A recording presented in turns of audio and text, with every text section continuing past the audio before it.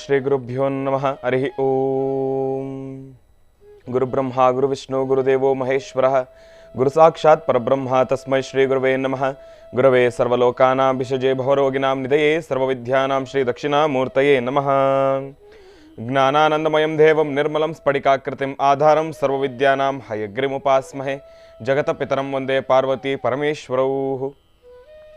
ಪ್ರತಿನಿತ್ಯದ ಕಾರ್ಯಕ್ರಮದಂತೆ ಮೊದಲನೇದಾಗಿ ನನ್ನ ಅಜ್ಜಿ ತಾತರವರನ್ನು ಶ್ರದ್ಧಾಭಕ್ತಿಯಿಂದ ಪ್ರಾರ್ಥನೆಯನ್ನು ಮಾಡ್ತಾ, ನನ್ನ ಗುರುಸ್ಥಾನದಲ್ಲಿರ್ತಕ್ಕಂಥ ನನ್ನ ತಂದೆಯವರಾಗಿರ್ತಕ್ಕಂಥ ಆನಂದ್ ಗುರುಜಿಯವರ ಪಾದರವಿಂದಲಿಗೆ ನಮನವನ್ನು ಮಾಡ್ತಾ, ಮತ್ತು ನನ್ನ ಮಾತೃಶ್ರೀಯವರನ್ನು ಕೂಡ ಶ್ರದ್ಧಾಭಕ್ತಿಯಿಂದ ಪ್ರಾರ್ಥನೆಯನ್ನು ಮಾಡ್ತಾ, ಬಹಳ ವಿಶೇಷವಾಗಿ ಅಧಿಕ ಶ್ರಾವಣ ಮಾಸದ ಗುರುವಾರ ಗುರುಗಳನ್ನು ಸಂಪೂರ್ಣವಾಗಿ ಶ್ರದ್ಧಾಭಕ್ತಿಯಿಂದ ಪ್ರಾರ್ಥನೆಯನ್ನು ಮಾಡ್ತಾ ಮಹರ್ಷಿವಾಣಿ ನೇರ ಪ್ರಸಾರದ ಕಾರ್ಯಕ್ರಮವನ್ನು ಪ್ರಾರಂಭ ಮಾಡೋಣ.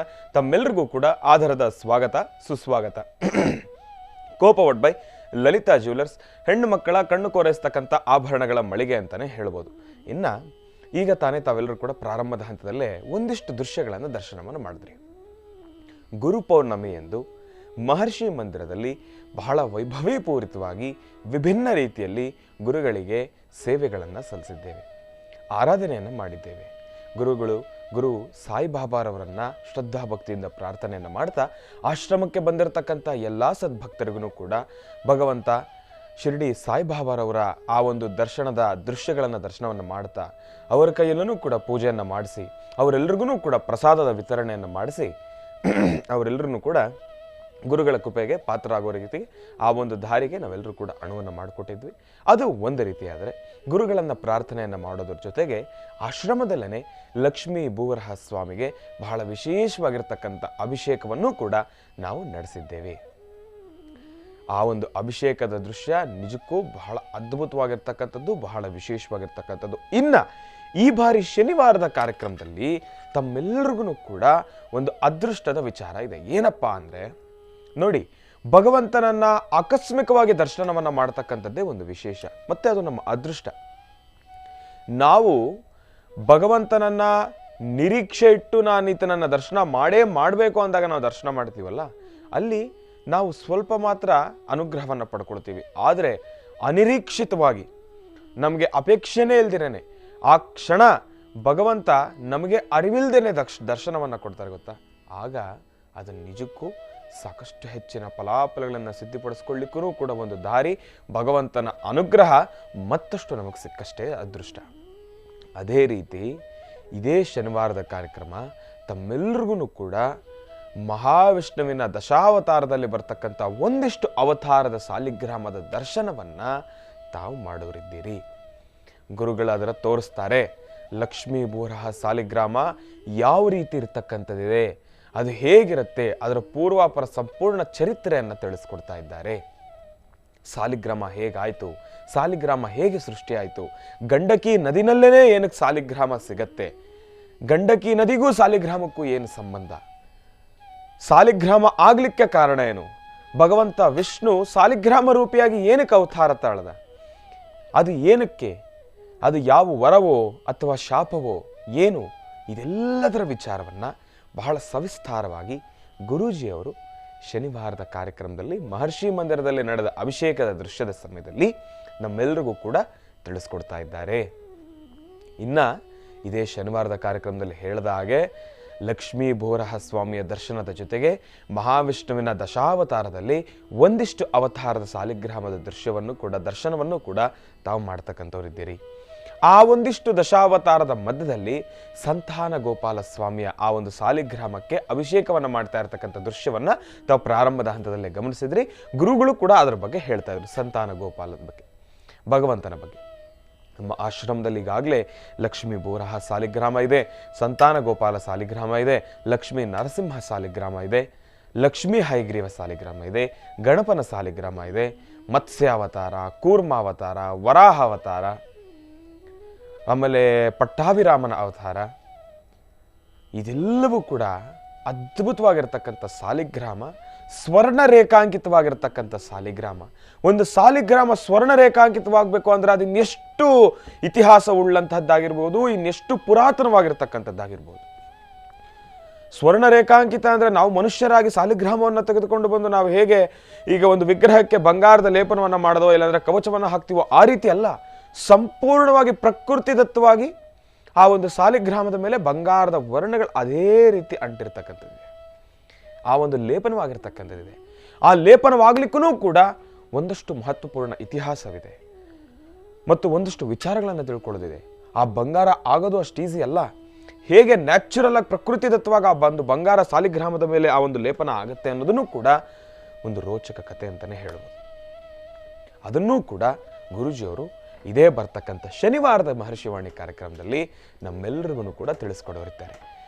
ಶಸ್ತ್ರಗಳಲ್ಲೇ ಬಹಳ ಶ್ರೇಷ್ಠವಾಗಿರ್ತಕ್ಕಂಥ ಶಸ್ತ್ರ, ಆಯುಧಗಳಲ್ಲೇ ಬಹಳ ಪ್ರಮುಖವಾಗಿರ್ತಕ್ಕಂಥ ಆಯುಧ, ಆ ಆಯುಧಕ್ಕೆ ಮಿಗಿಲಾಗಿರ್ತಕ್ಕಂಥ ಆಯುಧ ಇಲ್ಲ, ಆ ಶಸ್ತ್ರಕ್ಕೆ ಮಿಗಿಲಾಗಿರ್ತಕ್ಕಂಥ ಶಸ್ತ್ರ ಇಲ್ಲ, ಆ ಒಂದು ವಸ್ತುಗೆ ಮಿಗಿಲಾಗಿರ್ತಕ್ಕಂಥದ್ದು ಇಡೀ ಭೂಮಂಡಲ ಅಲ್ಲ, ಇಡೀ ಪ್ರಪಂಚ ಅಲ್ಲ, ಇಡೀ ಸೃಷ್ಟಿಲ್ಲೇ ಇಲ್ಲ. ಏನಪ್ಪ ಆ ಆಯುಧ, ಆ ಒಂದು ಶಸ್ತ್ರ? ಮಹಾವಿಷ್ಣುವಿನ ಕೈಯಲ್ಲಿರ್ತಕ್ಕಂಥ ಸುದರ್ಶನ ಚಕ್ರ. ಆ ಒಂದು ಸುದರ್ಶನ ಚಕ್ರಕ್ಕಿಂತ ಮಿಗಿಲಾಗಿರ್ತಕ್ಕಂಥ ಆಯುಧನೇ ಇಲ್ಲ. ಅಂತಹ ಸುದರ್ಶನ ಚಕ್ರ ಬಂಗಾರದಿಂದ ಲೇಪನವಾಗಿರ್ತಕ್ಕಂಥದ್ದು ಸ್ವರ್ಣರೇಖಾಂಕಿತ ಸುದರ್ಶನ ಚಕ್ರ ಸಾಲಿಗ್ರಾಮವನ್ನು ಕೂಡ ಈ ಒಂದು ಶನಿವಾರದ ಕಾರ್ಯಕ್ರಮದಲ್ಲಿ ತಾವು ದರ್ಶನ ಮಾಡೋರಿದ್ದೀರಿ. ನಿಮ್ಮ ಪ್ರೀತಿಯ ಮಹರ್ಷಿ ಮಂದಿರದಲ್ಲಿದ್ದೇ ಸಾಲಿಗ್ರಾಮ. ಅದರ ಇತಿಹಾಸವನ್ನೂ ಕೂಡ ಗುರೂಜಿಯವರು ತಿಳಿಸ್ಕೊಟ್ಟಿದ್ದಾರೆ. ನೋಡಿ, ಆ ಒಂದು ಸಾಲಿಗ್ರಾಮವನ್ನು ತಾವು ದರ್ಶನವನ್ನು ಮಾಡಬೇಕಾದ್ರೆ ತಮಗೆ ಕೆಳಗಡೆ ಒಂದು ಮೇಲ್ಗಡೆ ಒಂದು ಚಕ್ರವನ್ನು ನೋಡ್ತೀವಿ. ಆದರೆ ಆ ಒಂದು ಚಕ್ರ ಯಾವ ರೀತಿ ನಮಗೆ ಬಿಂಬವನ್ನು ಬಿಂಬಿಸುತ್ತೆ ಅಂದರೆ, ಇಡೀ ಸೃಷ್ಟಿ ಆಧಾರ ಆಗಿರೋದೇ ಒಂದು ಭೂಮಿ, ಒಂದು ಆಕಾಶ. ಎರಡನ್ನೂ ಕೂಡ ವೃತ್ತಾಕಾರದಲ್ಲಿರ್ತಕ್ಕಂಥದ್ದೇ, ರೌಂಡೇ. ನಮ್ಮ ಕಣ್ಣಗಲಕ್ಕೆಲ್ಲವೂ ಕೂಡ ಒಂದು ರೌಂಡ್ ಆಗೇನೆ ಕಾಣುತ್ತೆ. ಅದೇ ರೀತಿ ಹೇಗೆ ಭೂಮಿ ಒಂದು ರೌಂಡು, ಆಕಾಶನೂ ಕೂಡ ಅದೇ ರೀತಿ ಒಂದು ರೌಂಡು. ಆ ಒಂದು ಎರಡು ಚಕ್ರಗಳು ಈ ರೀತಿಯಾಗಿ ಮಕಾಮಕಿಯಾಗಿ ಈ ರೀತಿಯಾಗಿ ಅದಿನ್ನೇನು ಸೇರುತ್ತೇನೋ ಎಂಬತಕ್ಕಂಥ ರೀತಿ, ಅದರ ಮಧ್ಯದಲ್ಲಿ ಎರಡು ಬಿಂದುಗಳು ಈ ರೀತಿಯಾಗಿರ್ತಕ್ಕಂಥದ್ದು. ಆ ಬಿಂದುಗಳನ್ನು ದರ್ಶನವನ್ನು ಮಾಡ್ತಕ್ಕಂಥದ್ದೇ ಒಂದು ವಿಶೇಷ, ಕಣ್ಣು ಕೋರೈಸ್ತಕ್ಕಂಥ ದೃಶ್ಯ. ಅದೆಲ್ಲವೂ ಕೂಡ ಸಾಧಾರಣವಾಗಿ ನಮ್ಮ ಅಪೇಕ್ಷೆ ಇಟ್ಟು ನಾವು ಅದನ್ನು ನೋಡಲೇಬೇಕು ಅಂತ ಹೇಳಿ ನಾವು ಹುಡುಕಿಕೊಂಡು ಹೋದಾಗ ನಮ್ಗೆ ಯಾವುದನ್ನು ಕೂಡ ಸಿಗೋದಿಲ್ಲ. ಅದೆಲ್ಲವೂ ಕೂಡ ಭಗವಂತನ ಇಚ್ಛೆ. ನಾವು ದರ್ಶನ ಮಾಡಲೇಬೇಕು, ನಾವು ದರ್ಶನವನ್ನು ಮಾಡಲೇಬೇಕು ಅಂತ ಹೋದಾಗ ನಮ್ಗೆ ಆ ದರ್ಶನ ಸಿಗಲ್ಲ. ಭಗವಂತನ ಅನುಗ್ರಹ ನಮಗಿರಲಿ ಸಾಕು ಎಂಬತಕ್ಕಂಥ ಆ ಒಂದು ನಿರ್ಘಳ ಮನಸ್ಸಿನ ಪ್ರಾರ್ಥನೆಯನ್ನು ಮಾಡಿದಾಗ ಭಗವಂತ ಇದೆಲ್ಲ ಅವತಾರಗಳಲ್ಲಿ, ಇದೆಲ್ಲ ರೂಪದಲ್ಲೂ ಕೂಡ ನಮಗೆ ದರ್ಶನವನ್ನು ಕೊಡ್ತಾನೆ. ನಾವೆಲ್ಲರೂ ಕೂಡ ಭಗವಂತನ ಕೃಪೆಗೆ ಪಾತ್ರರಾಗ್ಬೋದು. ಅದೇ ರೀತಿ ಶನಿವಾರದ ಮಹರ್ಷಿವಾಣಿ ಕಾರ್ಯಕ್ರಮವನ್ನು ತಪ್ಪದೇ ವೀಕ್ಷಿಸಿ ಎಂಬತಕ್ಕಂಥ ಮಾತನ್ನು ಹೇಳ್ತಾ, ಇನ್ನು ಬಹಳ ವಿಶೇಷವಾಗಿ ಇಂದಿನ ಭಾಗದಲ್ಲಿ ಲಕ್ಷ್ಮೀ ಭೂವರಹ ಸ್ವಾಮಿಗೆ ನಡೆದಿರತಕ್ಕಂಥ ವಿಶೇಷ ಅಭಿಷೇಕ ಮತ್ತು ಗುರುಪೌರ್ಣಮಿಯಂದು ಆಶ್ರಮದಲ್ಲಿ ನಡೆದಿರತಕ್ಕಂಥ ಬಾಬಾರವರ ಸೇವೆ, ಇದೆಲ್ಲದರ ದೃಶ್ಯದ ಒಂದಷ್ಟು ತುಣುಕುಗಳನ್ನು ತಾವು ದರ್ಶನವನ್ನು ಮಾಡಿದ್ರಿ. ಆದರೆ ಇದರ ಸಂಪೂರ್ಣ ಪೂಜಾ ಕೈಂಕರ್ಯಗಳು ಯಾವ ರೀತಿ ನಡೀತು ಎಂಬತಕ್ಕಂಥ ದರ್ಶನವನ್ನು ತಾವು ಮಾಡಬೇಕು ಅಂದರೆ ಶನಿವಾರದ ವಿಶೇಷ ಮಹರ್ಷಿವಾಣಿ ಕಾರ್ಯಕ್ರಮವನ್ನು ತಪ್ಪದೇ ವೀಕ್ಷಿಸಿ ಎಂಬತಕ್ಕಂಥ ಮಾತನ್ನು ಹೇಳ್ತಾ, ಇನ್ನು ಈಗ ಕಾರ್ಯಕ್ರಮಕ್ಕೆ ನಮ್ಮ ಪ್ರೀತಿಯ ಗುರುಗಳನ್ನು ಸ್ವಾಗತಿಸ್ತಕ್ಕಂಥ ಸಮಯ.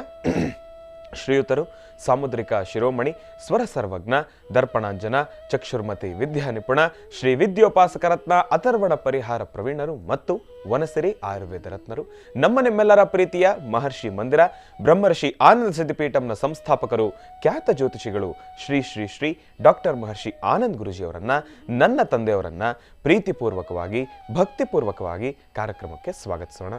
ಗುರುಗಳೇ, ಕಾರ್ಯಕ್ರಮಕ್ಕೆ ಸ್ವಾಗತ, ಸುಸ್ವಾಗತ. ನಮಸ್ತೆ. ಗುರುಬ್ರಹ್ಮ ಗುರುವಿಷ್ಣು ಗುರುದೇವೋ ಮಹೇಶ್ವರ, ಗುರು ಸಾಕ್ಷಾತ್ ಪರಬ್ರಹ್ಮ ತಸ್ಮೈ ಶ್ರೀ ಗುರುವೇ ನಮಃ. ಗುರುವೇ ಸರ್ವಲೋಕಾನಾಂ ವಿಷಜೇ ಬಹುರೋಗಿಣಾಂ ನಿಧಯೇ ಸರ್ವವಿದ್ಯಾನಾಂ ಶ್ರೀಂ ದಕ್ಷಿಣಾಮೂರ್ತಯೇ ನಮೋ ನಮಃ. ಪೂಜ್ಯಾಯ ರಾಘವೇಂದ್ರಾಯ ಸತ್ಯಧರ್ಮರತಾಯ ಚ ಭಜತಾಂ ಕಲ್ಪವೃಕ್ಷಾಯ ನಮತಾಂ ಕಾಮಧೇನವೇ ಶ್ರೀಂ ಭಾರತೀ ರಮಣ ಮುಖ್ಯ ಪ್ರಾಣಾಂತರ್ಗತ ಇಷ್ಟದೇವತಾ ಕುಲದೇವತಾತ್ಮಿಕ ಶ್ರೀ ಗುರುರಾಘವೇಂದ್ರ ದೇವತಾಭ್ಯೋ ನಮಃ.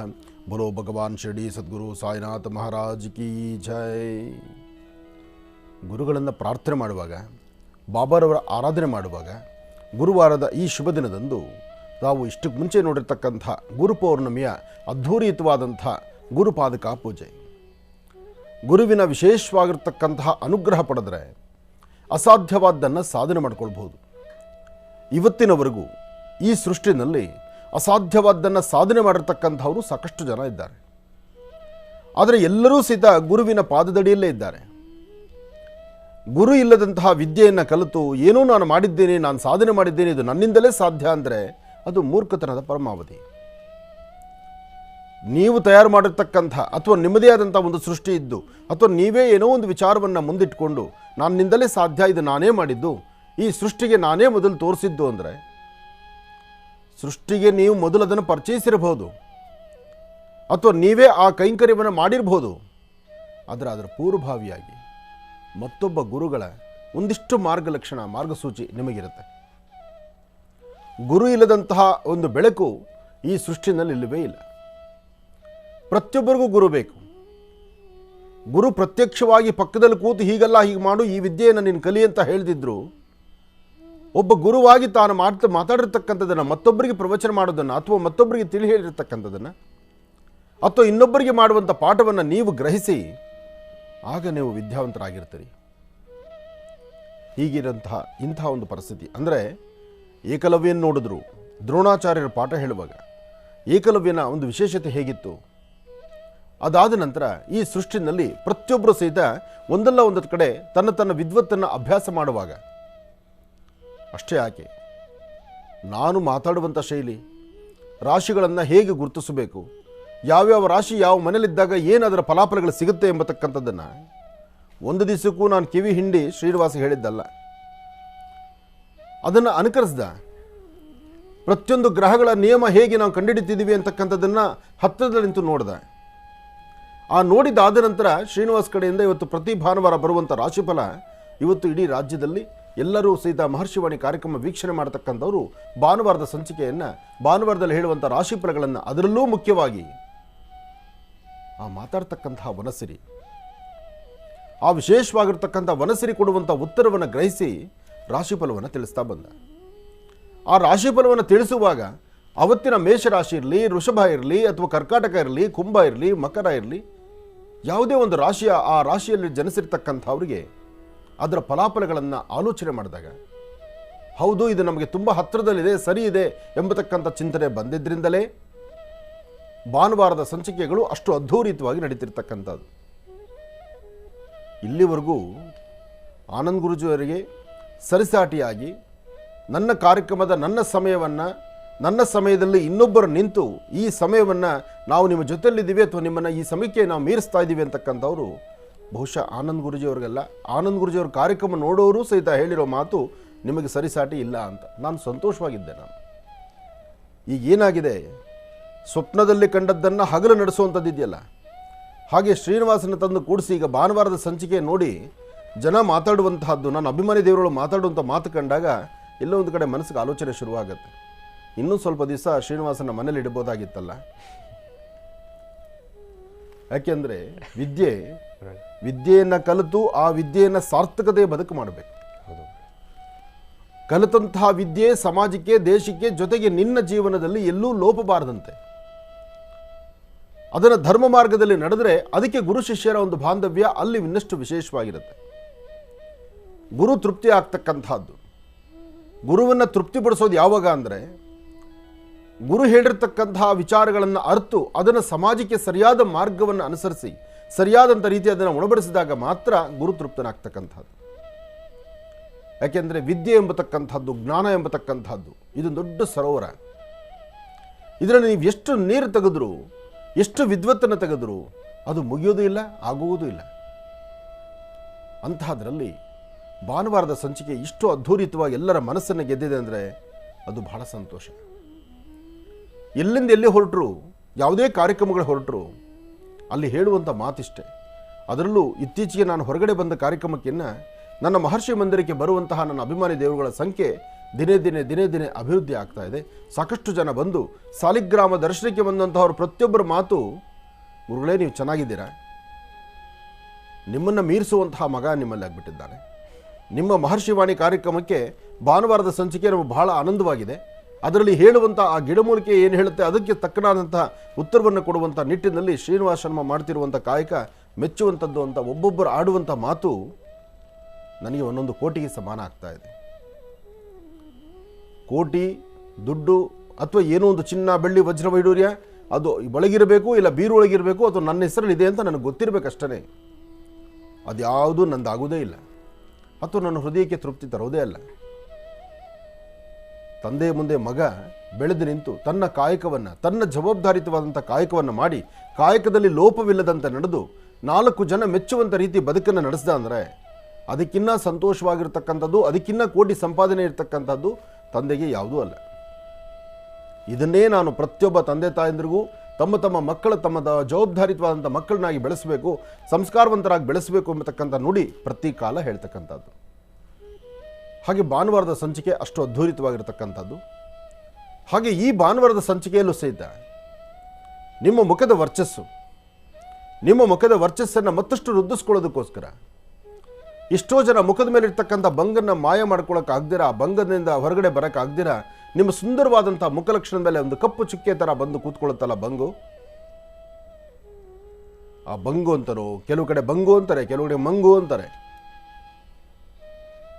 ಒಂದೊಂದು ಪ್ರಾಂತ್ಯದಲ್ಲಿ ಒಂದೊಂದು ಥರ ಹೇಳ್ತಾರೆ. ಅದು ಬರುವಂಥ ವಿಧಾನ ಎಲ್ಲಿ? ನಿಮ್ಮ ಎರಡೂ ಕೆನ್ನೆಗಳ ಮೇಲೆ, ನಿಮ್ಮ ಮೂಗಿನ ತುದಿ ಮೇಲೆ, ಮೂಗಿನ ಮೇಲೆ ಇಂತಹದ್ದಕ್ಕೆ ಒಂದು ಸೂಕ್ತ ಪರಿಹಾರ ಬೇಕು. ಇಲ್ಲಿ ಎರಡು ಥರ ಅರ್ಥ ಇದೆ. ಒಂದು ಮನುಷ್ಯನ ಗೃಹಸ್ಥಿತಿಗಳ ಮೇಲೆ, ಇನ್ನೊಂದು ನೀವು ತಿನ್ನುವಂಥ ಆಹಾರಗಳ ಮೇಲೆ, ಮತ್ತೊಂದು ತಾವು ಮಾಡುವ ಕೆಲಸ ಕಾರ್ಯಗಳ ಮೇಲೆ. ಹಾಗೆ ಮೂರು ಭಾಗದಲ್ಲಿ ಈ ಒಂದು ಬಂಗು ಬಂದು ಕೂತ್ಕೊಳ್ಳುತ್ತೆ. ಇದಕ್ಕೆ ಬಹಳ ಸೂಕ್ತವಾದಂಥ ಪರಿಹಾರವನ್ನು, ಬಹುಶಃ ಈ ತಂತ್ರವನ್ನು ನೀವು ಮಾಡಿಕೊಂಡ್ರೆ ಹೆಣ್ಣಾಗಲಿ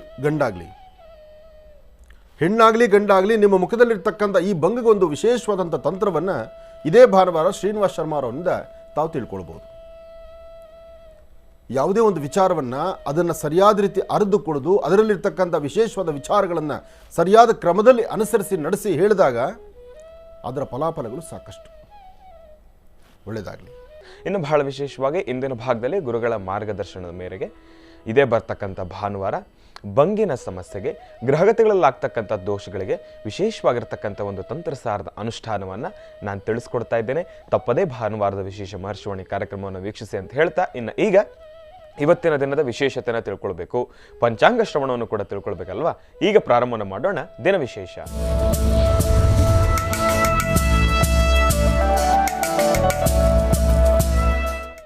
ಗುರುಗಳೇ, ಇವತ್ತಿನ ದಿನದ ವಿಶೇಷತೆ ಮತ್ತು ಪಂಚಾಂಗ ಶ್ರವಣ.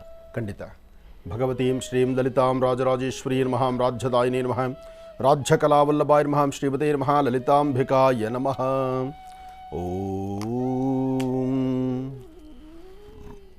ಜಗದ್ಗುರುಗಳಾದಂಥ ಆದಿಶಂಕರರನ್ನು, ಮಂತ್ರಾಲಯದ ಪ್ರಭುಗಳನ್ನು ಹಾಗೂ ಶಂಕರ ಮಧ್ವ ರಾಮಾನುಜಾಚಾರ್ಯರನ್ನ ಸಹಿತ ಪ್ರಾರ್ಥನೆ ಮಾಡ್ತಾ, ಇನ್ನು ಗುರುವಿಗೆ ಗುರುವಾಗಿರ್ತಕ್ಕಂಥ ಅವಧೂತ ಪರಂಪರೆಯಲ್ಲಿ ತನ್ನದೇ ಆದಂಥ ಒಂದಷ್ಟು ವಿಶೇಷತೆಗಳಿದ್ದು, ಹರಿಹರ ಬ್ರಹ್ಮಾದಿಗಳಂತೆ ವಿಶೇಷವಾಗಿ ಕಂಗೊಳಿಸ್ತಿರ್ತಕ್ಕಂಥ ಗುರು ದತ್ತ ಮಹಾರಾಜರ ಆರಾಧನೆ ಮಾಡ್ತಾ, ದತ್ತನ ಅನುಗ್ರಹ ರಾಜ್ಯದ ದೇಶದ ಸಮಸ್ತರ ಮೇಲಿರಲಿ. ಒಳ್ಳೆಯದಾಗಲಿ. ಏಕದಂತಾಯ ವಿದ್ಮಹೇ ವಕ್ರದುಂಡಾಯ ಧೀಮಹಿ ತನ್ನೋ ದಂತಿ ಪ್ರಚೋದಯಾತ್. ಓಂ ನಮಃ ಶಿವಾಯ. ಓಂ ನಮಃ ಶಿವಾಯ.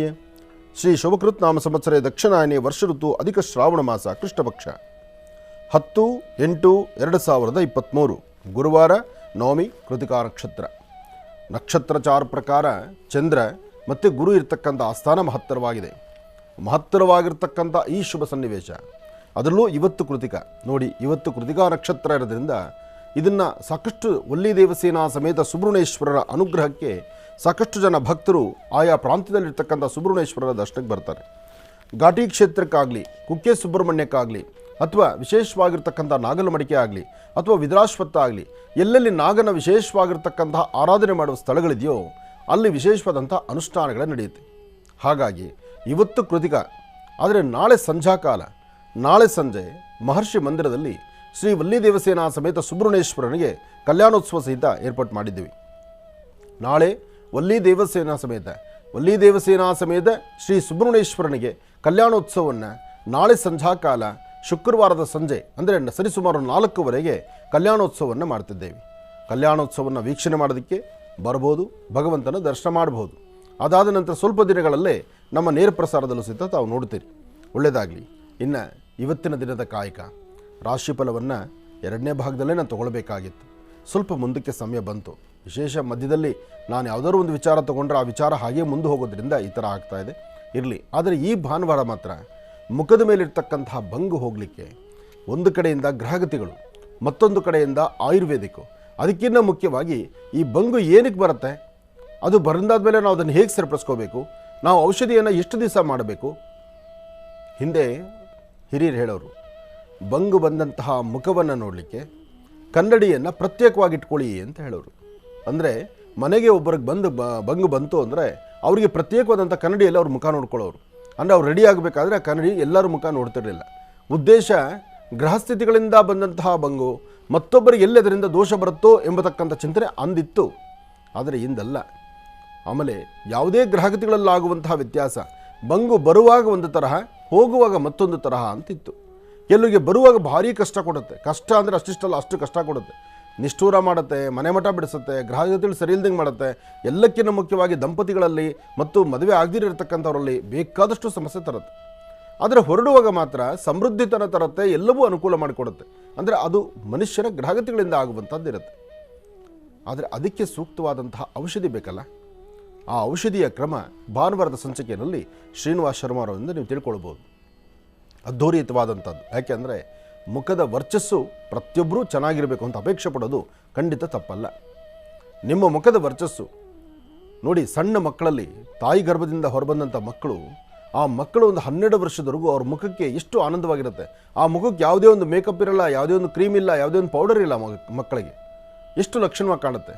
ಅದೇ ಸ್ವಲ್ಪ ವಯಸ್ಸಾಗ್ತಾ ಆಗ್ತಾ ಹಿರಿಯರಾದ ಮೇಲೆ ಆ ಮುಖಕ್ಕೆ ಎಷ್ಟೆಲ್ಲ ಅಲಂಕಾರ ಮಾಡಿದ್ರೂ ಏನೋ ಒಂದು ವ್ಯತ್ಯಾಸ ಆಗುತ್ತೆ, ಏನೋ ಒಂದು ನ್ಯೂನ್ಯತೆ ಇದ್ದೇ ಇರುತ್ತೆ. ಅದಕ್ಕೆ ಆ ನ್ಯೂನ್ಯತೆಗಳನ್ನು ಹೊಡೆದೋಡಿಸ್ಕೊಳ್ಳೋದಕ್ಕೋಸ್ಕರ ಈ ತಂತ್ರಸಾರ ಭಾನುವಾರದಂದು. ಒಳ್ಳೆಯದಾಗಲಿ. ನಮಃ ಸೂರ್ಯಾಯ ಚಂದ್ರಾಯ ಮಂಗಳಾಯ ಬುಧಾಯ ಚ ಗುರು ಶುಕ್ರ ಶನಿಭ್ಯಶ್ಚ ರಾಹವೇ ಕೇತವೇ ನಮಃ. ಆದಿತ್ಯಾದಿ ನವಗ್ರಹಗಳನ್ನು ಪ್ರಾರ್ಥನೆ ಮಾಡುತ್ತೆ ರಾಶಿಫಲದತ್ತ ಗಮನ ಹರಿಸೋಣ. ಮೊದಲನೇದಾದಂತಹದ್ದು ಮೇಷರಾಶಿ.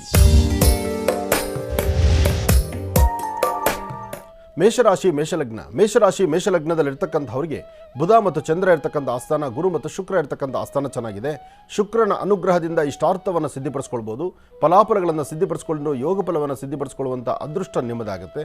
ಹಾಗೆ ನೀವು ಮಾಡುವಂಥ ಕೆಲಸದಲ್ಲಿ ಮತ್ತಷ್ಟು ಅಭಿವೃದ್ಧಿ ಕಾಣಬೇಕಾದ್ರೆ ನಿಮ್ಮ ಮನೆಯಲ್ಲಿರ್ತಕ್ಕಂಥ ಹಿರಿಯರ ಕೃಪಾಶೀರ್ವಾದ ಬೇಕು.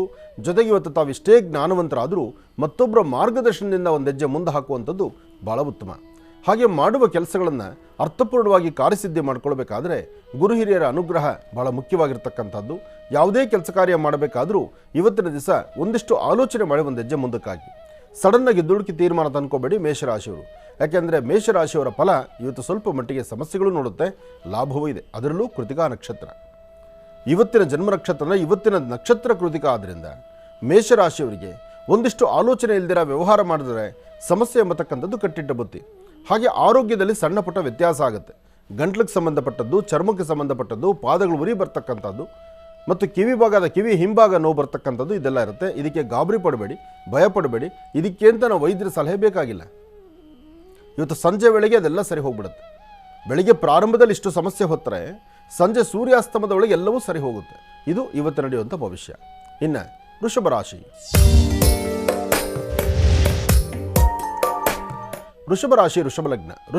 ವೃಷಭ ಲಗ್ನದಲ್ಲಿರ್ತಕ್ಕಂಥವ್ರಿಗೆ ಚಂದ್ರ ಮತ್ತು ಬುಧ ಇರ್ತಕ್ಕಂಥ ಆಸ್ಥಾನ, ಗುರು ಮತ್ತು ಶುಕ್ರ ಇರ್ತಕ್ಕಂಥ ಆಸ್ಥಾನ ಚೆನ್ನಾಗಿದೆ. ಶುಕ್ರನ ಅನುಗ್ರಹದಿಂದ ಸಾಕಷ್ಟು ಫಲಾಫಲಗಳನ್ನು ಸಿದ್ಧಿಪಡಿಸ್ಕೊಳ್ತೀರಿ. ಯಾವುದೇ ಕಾಯಕವನ್ನು ಮಾಡಬೇಕಾದ್ರೂ, ಯಾವುದೇ ಕೆಲಸ ಕಾರ್ಯಗಳ ಬಗ್ಗೆ ನೀವು ಚಿಂತನೆ ಮಾಡಬೇಕಾದ್ರೂ ನಿಮ್ಮ ಮನಸ್ಸಲ್ಲಿರ್ತಕ್ಕಂಥ ಮನದಾಸೆ ಇದೆಯಲ್ಲ, ಅದನ್ನು ಕ್ರಮಬದ್ಧವಾಗಿ ಚಿಂತನೆ ಮಾಡಬೇಕು. ಮನಸ್ಸಲ್ಲಿರೋದೊಂದು ಮಾಡೋದೊಂದು ಆದರೆ ಅಲ್ಲಿ ವ್ಯತ್ಯಾಸ ಆಗುತ್ತೆ. ಇದಕ್ಕಿಂತ ಮುಖ್ಯವಾಗಿ ವೃಷಭ ರಾಶಿಯಲ್ಲಿರ್ತಕ್ಕಂಥವ್ರು ಇವತ್ತಿನ ದಿವಸ ಏನೇ ಕೆಲಸ ಮಾಡಿದ್ರು 11 ಗಂಟೆ 12 ನಿಮಿಷದಿಂದ 4:20 ತನಕ ಬಹಳ ಸುಭಿಕ್ಷವಾದಂಥ ಕಾಲ. ಈ ಸಮಯದಲ್ಲಿ, ಈ ಮುಹೂರ್ತದಲ್ಲಿ ಗುರುಗಳ ದರ್ಶನ ಆಗಲಿ, ಗುರುವಿನ ಅನುಗ್ರಹ ಆಗಲಿ, ಅಥವಾ ಮಾಡುವ ಕೆಲಸದ ಮತ್ತಷ್ಟು ಅಭಿವೃದ್ಧಿ ಆಗಲಿ, ಇದೆಲ್ಲವನ್ನು ಸಹಿತ ಕಾರ್ಯಸಿದ್ಧಿ ಮಾಡ್ಕೊಳ್ತೀರಿ. ಜೊತೆಗೆ ಇವತ್ತಿನ ದಿವಸ ನಾನು ಎಂಬತಕ್ಕಂಥ ಪದವನ್ನು ದೂರ ಇಟ್ಟು ನಾವೆಲ್ಲ ಎಂಬತಕ್ಕಂಥ ಚಿಂತನೆ ನೀವು ಮಾಡಿದ್ದೆ ಆದರೆ ಮತ್ತಷ್ಟು ವಿಶೇಷವಾದ ಫಲವನ್ನು ಸಿದ್ಧಿಪಡಿಸ್ಕೊಳ್ತೀರಿ. ಒಳ್ಳೆಯದಾಗಲಿ, ಶುಭವಾಗಲಿ. ಇನ್ನು ಬಹಳ ವಿಶೇಷವಾಗಿ ಇಂದಿನ ಭಾಗದಲ್ಲಿ ವೃಷಭ ರಾಶಿವರೆಗೂ ರಾಶಿಫಲಗಳನ್ನು ತಿಳ್ಕೊಂಡಿದ್ವಿ. ಇನ್ನು ಈಗ ಮತ್ತೆ ಮಿಥುನ ರಾಶಿಯಿಂದ ರಾಶಿಫಲಗಳನ್ನು ಮುಂದುವರಿಸಬೇಕು. ಗುರುಗಳೇ, ಮಿಥುನ ರಾಶಿಯಿಂದ ರಾಶಿಫಲಗಳನ್ನು ಮುಂದುವರಿಸಬೇಕು. ಖಂಡಿತ. ಇನ್ನು ಮಿಥುನ ರಾಶಿ. ಮಿಥುನ ಲಗ್ನದಲ್ಲಿರ್ತಕ್ಕಂಥವ್ರಿಗೆ ಚಂದ್ರನ ಆಸ್ಥಾನ ಚೆನ್ನಾಗಿದ್ದು ಗುರುವಿನ ಅನುಗ್ರಹ ಇದೆ. ಮಿಥುನ ರಾಶಿಯಲ್ಲಿರ್ತಕ್ಕಂಥವರು ಇವತ್ತು ತಾವು ಏನು ಸಂಕಲ್ಪ ಮಾಡಿದ್ರು ಆ ಸಂಕಲ್ಪವನ್ನು ಪರಿಪಕ್ವತೆಯಿಂದ ಸಿದ್ಧಿಪಡಿಸ್ಕೊಳ್ತೀರಿ. ಫಲಾಫಲಗಳನ್ನು ಅಪೇಕ್ಷೆ ಇಲ್ದಿರ ಮಾಡುವ ಕಾಯಕವನ್ನು ಶ್ರದ್ಧೆಯಿಂದ ಮಾಡಿದ್ರೆ ಅದರ ಫಲಗಳನ್ನು ಕೊಡುವಂತಹ ಭಗವಂತ ಮತ್ತಷ್ಟು ವಿಶೇಷವಾಗಿ ಕೊಡ್ತಾನೆ. ಮಿಥುನ ರಾಶಿಯಲ್ಲಿರ್ತಕ್ಕಂಥವರು ಇವತ್ತು 11 ಗಂಟೆವರೆಗೂ ನಿಮ್ಮ ಮನಸ್ಸಲ್ಲಿ ಒಂದಿಷ್ಟು ಕನ್ಫ್ಯೂಷನ್ಸ್ ಇದೆ. 11 ಗಂಟೆವರೆಗೂ ಒಂದಷ್ಟು ಚಂಚಲತೆ ಇದೆ. ಏನು ಮಾಡಿದ್ರೂ ಸರಿ ಹೋಗುತ್ತೋ ಇಲ್ವೋ, ಸರಿ ಇದೆಯೋ ಇಲ್ವೋ, ಅಥವಾ ಈ ಕ್ರಮ ಆಚರಣೆ ಮಾಡಿದ್ರೆ ಇದು ಅನುಕೂಲ ಆಗುತ್ತೋ ಇಲ್ವೋ, ಈ ಪ್ರಕಾರವಾಗಿರ್ತಕ್ಕಂಥ ಒಂದಷ್ಟು ಸಂದೇಹ, ಸಂಶಯ. ಹಾಗೆ ಮಿಥುನ ರಾಶಿಯಲ್ಲಿರ್ತಕ್ಕಂಥವ್ರು ಒಂದಷ್ಟು ಜನ ಉದ್ಯೋಗ ನಿಮಿತ್ತವಾಗಿ ದೂರಭಾರ ಪ್ರಯಾಣ ಮಾಡಬೇಕು ಅಥವಾ ಉದ್ಯೋಗವನ್ನು ಬದಲಾಯಿಸಬೇಕು, ಇರ್ತಕ್ಕಂಥ ಉದ್ಯೋಗದಲ್ಲಿ ಮತ್ತಷ್ಟು ಪ್ರಗತಿಯನ್ನು ಕಾಣಬೇಕು ಎಂಬತಕ್ಕಂಥ ಚಿಂತನೆಯಲ್ಲಿರ್ತೀರಿ. ಯಾವುದು ಮಾಡಬೇಕಾದ್ರೂ, ಏನು ಮಾಡಿದ್ರೆ ಸರಿ ಇದೆ ಸರಿ ಇಲ್ಲ ಅಂತ ಆಲೋಚಿಸಬೇಕಾದ್ರೂ ಸರಿಯಾದ ಕ್ರಮವನ್ನೇ ಅನುಸರಿಸಬೇಕು. ಆದರೆ ಇವತ್ತಿನ ದಿವಸ ತಾಯಿ ಶಂಕರಿಯನ್ನು, ಬನಶಂಕರಿಯೋ, ಗ್ರಾಮ ದೇವತೆಯೋ ಅಥವಾ ನಿಮ್ಮ ಮನೆಯ ಸಮೀಪದಲ್ಲಿರ್ತಕ್ಕಂಥ ಗುರು ಪರಂಪರೆ ಇರ್ತಕ್ಕಂಥ ಗುರುವಿನ ಸಾನ್ನಿಧ್ಯಗಳಿಗೋ ಅಲ್ಲಿ ಒಂದಿಷ್ಟು ಬೆಲ್ಲ ಮತ್ತು ಕಡಲೆಕಾಳು ಕೊಟ್ಟು ಪ್ರಾರ್ಥನೆ ಮಾಡಿದ್ರೆ ಮಿಥುನ ರಾಶಿಯವರು ಖಂಡಿತ ಒಳಿತನ್ನು ಸಿದ್ಧಿಪಡಿಸ್ಕೊಳ್ತೀರಿ. ಇನ್ನು ಕರ್ಕಾಟಕ ರಾಶಿ. ಕರ್ಕಾಟಕ ರಾಶಿ, ಕರ್ಕಾಟಕ ಲಗ್ನ. ಕರ್ಕಾಟಕ ರಾಶಿ, ಕರ್ಕಾಟಕ ಲಗ್ನದಲ್ಲಿರ್ತಕ್ಕಂಥವ್ರಿಗೆ ಚಂದ್ರ ಮತ್ತು ಗುರು ಇರ್ತಕ್ಕಂಥ ಆಸ್ಥಾನ, ಬುಧ ಮತ್ತು ಶುಕ್ರ ಇರ್ತಕ್ಕಂಥ ಆಸ್ಥಾನ ಚೆನ್ನಾಗಿದೆ. ಶುಕ್ರನ ಅನುಗ್ರಹದಿಂದ ಇಷ್ಟಾರ್ಥವನ್ನು ಸಿದ್ಧಿಪಡಿಸ್ಕೊಳ್ತೀರಿ. ಅಸಮಾಧಾನವನ್ನು ದೂರ ಮಾಡಿಕೊಂಡು ಸಮಾಧಾನಕರವಾದಂಥ ಫಲವನ್ನು ಸಿದ್ಧಿಪಡಿಸ್ಕೊಳ್ತೀರಿ. ಯಾವುದೇ ಕಾಯಕವನ್ನು ಮಾಡಬೇಕಾದ್ರೂ, ಯಾವುದೇ ಕೆಲಸ ಕಾರ್ಯಗಳ ಬಗ್ಗೆ ಚಿಂತನೆ ಮಾಡಬೇಕಾದ್ರೂ ಫಲಗಳನ್ನು ಮತ್ತಷ್ಟು ಅದ್ಧೂರಿಯುತವಾಗಿ ಸಿದ್ಧಿಪಡಿಸ್ಕೊಳ್ಳುವಂಥ ಯೋಗ ಫಲ ನಿಮ್ಮದಾದ್ದರಿಂದ ಯಾವುದಕ್ಕೂ ಅಂಜಬೇಕಾದ್ದಿಲ್ಲ, ಭಯಪಡಬೇಕಾದ್ದಿಲ್ಲ. ಆದರೆ ಮನಸ್ಸಲ್ಲಿ ಒಂದಷ್ಟು ದ್ವಂದ್ವ ಚಿಂತನೆಗಳಿದೆ. ಬೇಕು ಬೇಡ ಇದೆಲ್ಲ ಆಲೋಚನೆ ಇದೆ. ಆದರೆ ಇದೆಲ್ಲವನ್ನು ಸಹಿತ ಸರಿಪಡಿಸ್ಕೊಂಡು ನಿಮ್ಮ ಕಾಯಕವನ್ನು ಅದ್ಧೂರಿಯುತವಾಗಿ ನಡೆಸ್ಕೊಳ್ಬೇಕಾದ್ರೆ ಲಕ್ಷ್ಮೀನಾರಾಯಣ, ಲಕ್ಷ್ಮೀ ವೆಂಕಟೇಶ್ವರ ಸ್ವಾಮಿನ ಪ್ರಾರ್ಥನೆ ಮಾಡ್ತಕ್ಕಂಥದ್ದು. ಜೊತೆಗೆ ಇವತ್ತಿನ ದಿವಸ ನೀವು ಮಾಡುವ ಕಾಯಕದಲ್ಲಿ ಏನಾದರೂ ಫಲಗಳ ಸಿದ್ಧಿ ಆಗಬೇಕಾದ್ರೂ ಒಂದು ಚಿಟಿಕೆ ಅಕ್ಕಿ, ಒಂದು ಸ್ಪೂನ್ ಹಾಲು ಅಥವಾ ಒಂದಷ್ಟು ಹಾಲು ಮೊಸರು ಇಂತಹದ್ದನ್ನು ಶಿವ ಸಾನ್ನಿಧ್ಯದಲ್ಲಿ ಕೊಟ್ಟು ಪ್ರಾರ್ಥನೆ ಮಾಡ್ತಕ್ಕಂಥದ್ದು.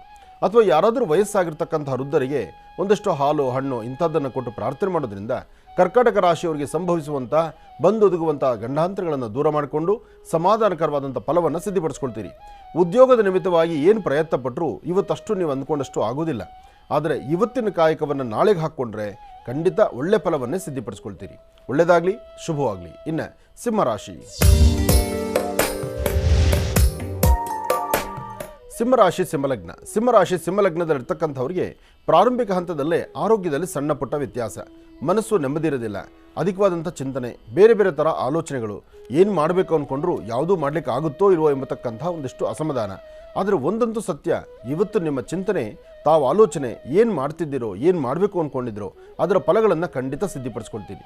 ಇವತ್ತು ದೂರಭಾರ ಪ್ರಯಾಣ ಮಾಡ್ತಕ್ಕಂಥದ್ದು, ವ್ಯವಹಾರ ಮಾಡ್ತಕ್ಕಂಥದ್ದು, ಏನೇ ಕೆಲಸ ಮಾಡಬೇಕಾದ್ರೂ ನಿಮ್ಮ ಜೊತೆಯಲ್ಲಿರ್ತಕ್ಕಂಥ ನಿಮ್ಮ ಆತ್ಮೀಯರು, ನಿಮ್ಮ ಕುಲಬಾಂಧವರು, ನಿಮ್ಮ ತಂದೆ ತಾಯಿ ಅಥವಾ ಗುರು ಹಿರಿಯರು ಯಾರಾದರೂ ಒಬ್ಬರು ಸಹಾಯ ಬೇಕು. ಯಾಕೆಂದರೆ ಸಿಂಹರಾಶಿಯವರ ಗುಣ ಎಲ್ಲವನ್ನೂ ಸಹಿತ ಸರಿದೂಗಿಸ್ಕೊಂಡು ಹೋಗ್ತೀರಿ. ಆದರೆ ಇವತ್ತು ಮತ್ತೊಬ್ಬರ ಅನುಕರಣೆ ಬೇಕು, ಮತ್ತೊಬ್ಬರ ಒಂದು ಮಾರ್ಗದರ್ಶನ ಬೇಕೇ ಬೇಕು. ಅದಕ್ಕೆ ಗುರುಕೃಪಾ ಬೇಕು ಅಂತ ಹೇಳ್ತಾರೆ. ಅಂತಹ ಗುರು ಸಾನ್ನಿಧ್ಯಕ್ಕೆ ಬಂದು ಶ್ರದ್ಧಾಭಕ್ತಿಯಾಗಿ ಪ್ರಾರ್ಥನೆ ಮಾಡಿ ಗುರುಗಳಿಗೆ ಏನಾದರೂ ಒಂದಿಷ್ಟು ನೈವೇದ್ಯಕ್ಕೆ ಪ್ರಸಾದ ತಂದು ಆ ನೈವೇದ್ಯ ಪ್ರಸಾದವನ್ನು ನೀವೇ ನಿಮ್ಮ ಕರಹಸ್ತದಿಂದ 4 ಜನಕ್ಕೆ ಹಂಚಿ. ಒಂದು 10 ಜನ ಭಕ್ತರಿಗೆ ಏನಾದರೂ ಪ್ರಸಾದವನ್ನು ಕೊಟ್ಟಿದ್ದೆ ಆದರೆ ಖಂಡಿತ ಹೇಳ್ತೀರಿ ಸಿಂಹರಾಶಿಯವರಿಗೆ ಅದೃಷ್ಟದ ದಿನ. ಸಿಂಹರಾಶಿಯವರು ಅದರಲ್ಲೂ ಮಧ್ಯಾಹ್ನ 12 ಗಂಟೆ ಅಭಿಜಿನ್ ಲಗ್ನ, ಸಂಜೆ 6 ಗಂಟೆ ಗೋಧೂಳಿ ಲಗ್ನ, ಈ ಎರಡೂ ಮುಹೂರ್ತಗಳು ಸಹಿತ ತುಂಬ ಅನುಕೂಲವನ್ನು ಸಿದ್ಧಿಪಡಿಸ್ಕೊಳ್ತೀರಿ. ಜೊತೆಗೆ ನಿಮ್ಮ ಮನಸ್ಸಲ್ಲಿರ್ತಕ್ಕಂಥ ದ್ವಂದ್ವ ಚಿಂತನೆಗಳನ್ನು ದೂರ ಮಾಡ್ಕೊಳ್ತೀರಿ. ಅಂತಹ ಫಲಾಫಲಗಳನ್ನು ಸಿದ್ಧಿಪಡಿಸ್ಕೊಳ್ಳುವಂತಹ ಯೋಗ ಫಲ ಇರತಕ್ಕಂಥ ಅದೃಷ್ಟ ನಿಮ್ಮದು. ಇದಕ್ಕಾಗಿ ನೀವು ಮಾಡಬೇಕಾಗಿರ್ತಕ್ಕಂಥದ್ದು ನಿಮ್ಮ ಗುರು ಹಿರಿಯರ ಅನುಗ್ರಹಕ್ಕೋಸ್ಕರ ನಿಮ್ಮ ಮನೆಯಲ್ಲಿರ್ತಕ್ಕಂಥ ತಂದೆ ತಾಯಿ ಪಾದ ಮುಟ್ಟಿ ನಮಸ್ಕಾರ ಮಾಡಿ ಖಂಡಿತ ಒಳ್ಳೆ ಫಲವನ್ನು ಸಿದ್ಧಿಪಡಿಸ್ಕೊಳ್ತೀರಿ. ಒಳ್ಳೆಯದಾಗಲಿ. ಇನ್ನು ಕನ್ಯಾರಾಶಿ. ಕನ್ಯಾರಾಶಿ, ಕನ್ಯಾಲಗ್ನ. ಕನ್ಯಾರಾಶಿ, ಕನ್ಯಾಲಗ್ನದಲ್ಲಿರ್ತಕ್ಕಂಥವ್ರಿಗೆ ಚಂದ್ರನ ಆಸ್ಥಾನ, ಗುರುವಿನ ಅನುಗ್ರಹ ಇದೆ. ದೂರಭಾರ ಪ್ರಯಾಣ ಮಾಡಬೇಕಾ ಅಥವಾ ವ್ಯವಹಾರ ಮಾಡಬೇಕಾ, ಕೆಲಸ ಕಾರ್ಯಗಳಲ್ಲಿ ಲಾಭ ಗಾಣಿಸ್ಬೇಕಾ ಅಥವಾ ಏನಾದರೂ ವಿದ್ಯಾರ್ಥಿಗಳು ಮತ್ತಷ್ಟು ವಿದ್ಯಾಭ್ಯಾಸವನ್ನು ಮಾಡಬೇಕಾ, ಎಲ್ಲವೂ ಸಹಿತ 100 ಥರ ಆಲೋಚನೆ ಮಾಡ್ತೀರಿ. ಯಾವುದನ್ನು ಕಾರ್ಯಗತಕ್ಕೆ ತಂದ್ಕೊಳ್ಳೋಕ್ಕಾಗಲ್ಲ. ಆದರೆ ಇವತ್ತು 11 ಗಂಟೆ 20 ನಿಮಿಷದಿಂದ 4:15 ಒಳ್ಳೆ ಕಾಲ ಇದೆ, ಒಳ್ಳೆ ಸಮಯ ಇದೆ. ಈ ಸಮಯದಲ್ಲಿ ತಾವು ಏನು ಚಿಂತನೆ ಮಾಡಿದ್ರು, ಏನು ಫಲಾಫಲಗಳನ್ನು ಸಿದ್ಧಿಪಡಿಸ್ಕೊಳ್ಬೇಕಾದ್ರೂ, ಯಾವುದೇ ದಾನ ಧರ್ಮಾದಿಗಳನ್ನು ಮಾಡಬೇಕಾದ್ರೂ ಅದರಲ್ಲೂ ನೋಡಿ ಅಧಿಕ ಮಾಸ, ಅಧಿಕ ಶ್ರಾವಣದಲ್ಲಿ 33ರ ಸಂಖ್ಯೆಯಲ್ಲಿ ದಾನ ಧರ್ಮಾದಿಗಳು ಮಾಡಿದ್ರೆ ಫಲ ಅಂತ ಹೇಳಿದ್ದೆ. ಇವತ್ತು ಕನ್ಯಾರಾಶಿಯವರು ತಪ್ಪದಿರ 33ರ ಸಂಖ್ಯೆಯಲ್ಲಿ ನಿಮಗೆ ಏನು ಶಕ್ತಿ ಇದ್ರೆ ಅದು, ನಿಮಗೆ ಏನು ಶಕ್ತಿ ಇದ್ರೆ ಅದು ಕೊಡಿ. ನಿಮಗೆ ಇಂಥದೇ ಕೊಡಿ ಅಂತಲ್ಲ, ಅಥವಾ ಇಷ್ಟೇ ದುಡ್ಡು ಖರ್ಚು ಮಾಡಿ ಅಂತಲ್ಲ. 33ರ ಸಂಖ್ಯೆಯಲ್ಲಿ ಕನ್ಯಾರಾಶಿಯವರು ಮುಂದೆ ಬಂದು ಇವತ್ತು ಏನು ನೀವು ದಾನ ಧರ್ಮಗಳು ಮಾಡ್ತೀರಿ, ನಿಮ್ಮ ಪ್ರಾಂತ್ಯಗಳಲ್ಲಿ ದೇವರ ದರ್ಶನಕ್ಕೆ ಹೋಗಿ ಬರ್ತೀರಿ, ಅಥವಾ 33 ದೇವಾಲಯಗಳ ಪುಣ್ಯಕ್ಷೇತ್ರ ದರ್ಶನ ಮಾಡ್ಕೊಂಬನ್ನಿ. ಪುಣ್ಯಕ್ಷೇತ್ರ ಅಂದರೆ ತೀರ್ಥಕ್ಷೇತ್ರ ಅಂತಲ್ಲ, ನೀವಿರೋ ಪ್ರಾಂತ್ಯದಲ್ಲಿ ಒಂದು 33 ದೇವಾಲಯಗಳನ್ನ ದರ್ಶನ ಮಾಡ್ತಕ್ಕಂಥದ್ದು. 33 ದೇವಾಲಯಗಳಿಗೆ ಸರಿಸಮಾನವಾಗಿರ್ತಕ್ಕಂಥ ನಿಮ್ಮ ತಂದೆ ತಾಯಿನ ಮಧ್ಯೆ ನಿಲ್ಲಿಸಿ ಅವರಿಗೆ 33 ಪ್ರದಕ್ಷಿಣೆ ಮಾಡಿ ನಮಸ್ಕಾರ ಮಾಡಿದ್ರು ಆಯಿತು. ಇದನ್ನೇ ಗಣೇಶ ಮಾಡಿದ್ದು, ಇದನ್ನೇ ಕನ್ಯಾರಾಶಿಯವರು ಮಾಡಿ. ಒಳ್ಳೆಯದಾಗಲಿ, ಶುಭವಾಗಲಿ. ಕನ್ಯಾ ರಾಶಿವರೆಗೂ ಕೂಡ ಇರತಕ್ಕಂಥ ರಾಶಿಗಳನ್ನು ತಿಳ್ಕೊಂಡಿದ್ದೇವೆ. ಇನ್ನುಳಿದಿರ್ತಕ್ಕಂಥ ರಾಶಿಗಳನ್ನು ಮುಂದಿನ ಭಾಗದಲ್ಲಿ ತಿಳಿಸ್ತಾ ಹೋಗ್ತಾರೆ ಗುರುಗಳು. ಇನ್ನು ಈಗ ಕಾರ್ಯಕ್ರಮಕ್ಕೆ ಸಾಕಷ್ಟು ಜನ ಕರೆಯನ್ನು ಮಾಡ್ತಾ ಇರ್ತೀರಿ. ಈಗಾಗಲೇ ಸಾಕಷ್ಟು ಕರೆಗಳು ಕೂಡ ಸಿದ್ಧವಾಗಿದೆ. ಇನ್ಯಾಕೆ ತಡ, ಈಗ ಪ್ರಾರಂಭವನ್ನು ಮಾಡೋಣ ಸ್ವರ ಜ್ಯೋತಿಷ್ಯ.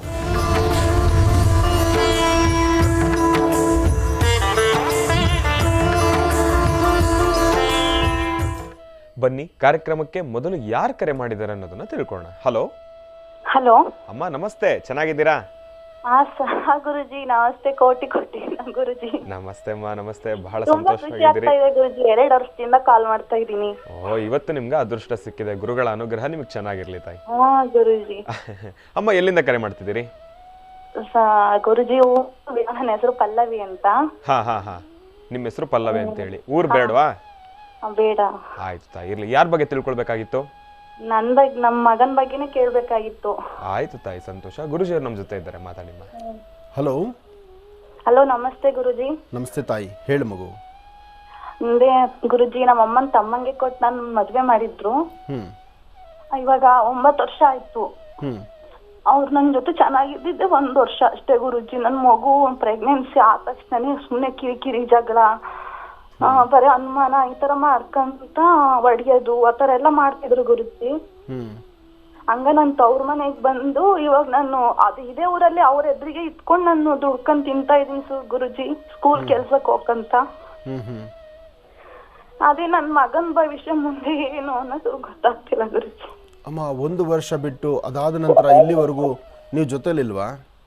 ಹೋಗೋದು ಬರೋದು ಮಾಡ್ತೀವಿ ಗುರುಜಿ. ಅವ್ರು ಮತ್ತು ಅದೇ ಒಂದ್ ತಿಂಗಳ ಜೊತೆಲಿ ಇದ್ರೆ ಮತ್ ನಾನು ಇಲ್ಲಿಗೆ ಬರ್ತೀನಿ. ಮತ್ತು ಅವ್ರು ಹೊರಗಡೆ ಎಳಿಯೋದು, ಹೊಡಿಯೋದು, ಪಂಚಾಯತ್ಗೆ ಎಲ್ಲ ಮಾಡಿದ್ವಿ ಗುರುಜಿ. ಆದ್ರೂ ಅವ್ರು ನೆಟ್ಟಗ್ ಆಗ್ತಾ ಇಲ್ಲ ಗುರುಜಿ. ಆಮೇಲೆ ನಾನು ಹಾಸ್ಪಿಟ್ಲಿಗೆಲ್ಲ ತೋರಿಸ್ದೆ. ಅವ್ರು ಸ್ವಲ್ಪ ಮಾನಸಿಕವಾಗಿ ತರ ಮಾಡ್ತಾ ಇದಾರೆ ಅಂತಂದು, ತುಂಬಾ ಡ್ರಿಂಕ್ಸ್ ಮಾಡ್ತಾ ಇದಾರೆ, ಬಿಡಿಸ್ಬೇಕು ಅಂತ ಹೇಳಿದ್ರು ಗುರುಜಿ. ಇಷ್ಟೆಲ್ಲ ಮಾಡಿದ್ರು ಅವರು ಅದ್ರೆ ಇಲ್ಲೇ ಇದಾರ್ ಗುರುಜಿ. ಅವ್ರ ಅಮ್ಮ ನಮ್ಮ ಅಜ್ಜಿನೂ ಅವನಂತೇನೆ ಕುಣಿತಾ ಇದಾರ್ ಗುರುಜಿ. ಹಂಗಾಗಿ ಇವಾಗ ನನ್ ಮಗಂಗ್ ಬೇರೆ ಸ್ವಲ್ಪ ಹಾರ್ಟ್ ಅಲ್ಲಿ ಹೋಲಿದೆ ಅಂತ ಹೇಳಿದಾರ್ ಗುರುಜಿ. ಅವನಿಗೆ ಬಿಳಿ ರಕ್ತ ಕಣ 6 ಬಾಟ್ಲೆ ಹಾಕ್ಸಿದೀವಿ, ಆದ್ರೂ ಅವನಿಗೆ ಚೆನ್ನಾಗಿ ಆಗ್ತಾ ಇಲ್ಲ ಗುರುಜಿ. ಮೊದಲೇ ನಿನ್ನ ಕರ್ಮಫಲ ಹೀಗಿದೆ, ಅದ್ರ ಮಧ್ಯದಲ್ಲಿ ನಿನ್ನ ಹೊಟ್ಟೆಲಿಟ್ಟಿರೋ ಮಗುಗೂ ಈ ತರ ನೋವು ಅಂದ್ರೆ ನೀನು ಯಾವ್ದು ನೋಡಿ ಆನಂದ ಪಡ್ತೀಯಮ್ಮ? ನಾನು ಬರೀ 24 ವರ್ಷ ಗುರುಜಿ. ನಾನು ಎಷ್ಟು ಇನ್ನೊಬ್ರು ಮನೆ ಕೆಲಸ ಮಾಡಿ ಸ್ಕೂಲ್ ಕೆಲ್ಸಕ್ಕೆ ಹೋಗ್ತಿದ್ದೀನಿ ಗುರುಜಿ. ನಿನ್ನಂಥ ಹೆಣ್ಮಕ್ಳ ನೋವು ಇವತ್ತು ಇಡೀ ರಾಜ್ಯದಲ್ಲಿ ತುಂಬ ಮನೆಗಳಲ್ಲಿದೆ ಅಮ್ಮ. ಆದರೆ ನಾವು ದೊಡ್ಡವರಾಗಿರ್ತಕ್ಕಂಥವ್ರು ಸ್ವಲ್ಪನೂ ಸರಿಯಾಗಿ ಆಲೋಚನೆ ಮಾಡಿದಿರಾ ಮದುವೆಗಳು ಮಾಡಿ ಕೊಟ್ಬಿಡ್ತೀವಿ. ಏನೋ ಸಂಬಂಧ ಉಳಿಸ್ಬಿಡ್ಬೇಕು, ಏನೋ ಆಸ್ತಿ ಉಳಿಸ್ಕೊಂಡ್ಬಿಡ್ಬೇಕು, ಏನೋ ನಮ್ಮ ಸಂಬಂಧವನ್ನು ಗಟ್ಟಿ ಮಾಡಿಬಿಡ್ಬೇಕು. ಏನು ಮಾಡೋದು ಗಟ್ಟಿ? ನೋಡಿ, ಇಂತಹ ಪರಿಸ್ಥಿತಿ ಬಂದರೆ ಏನಮ್ಮ ನೀವು ಮಾಡೋದು?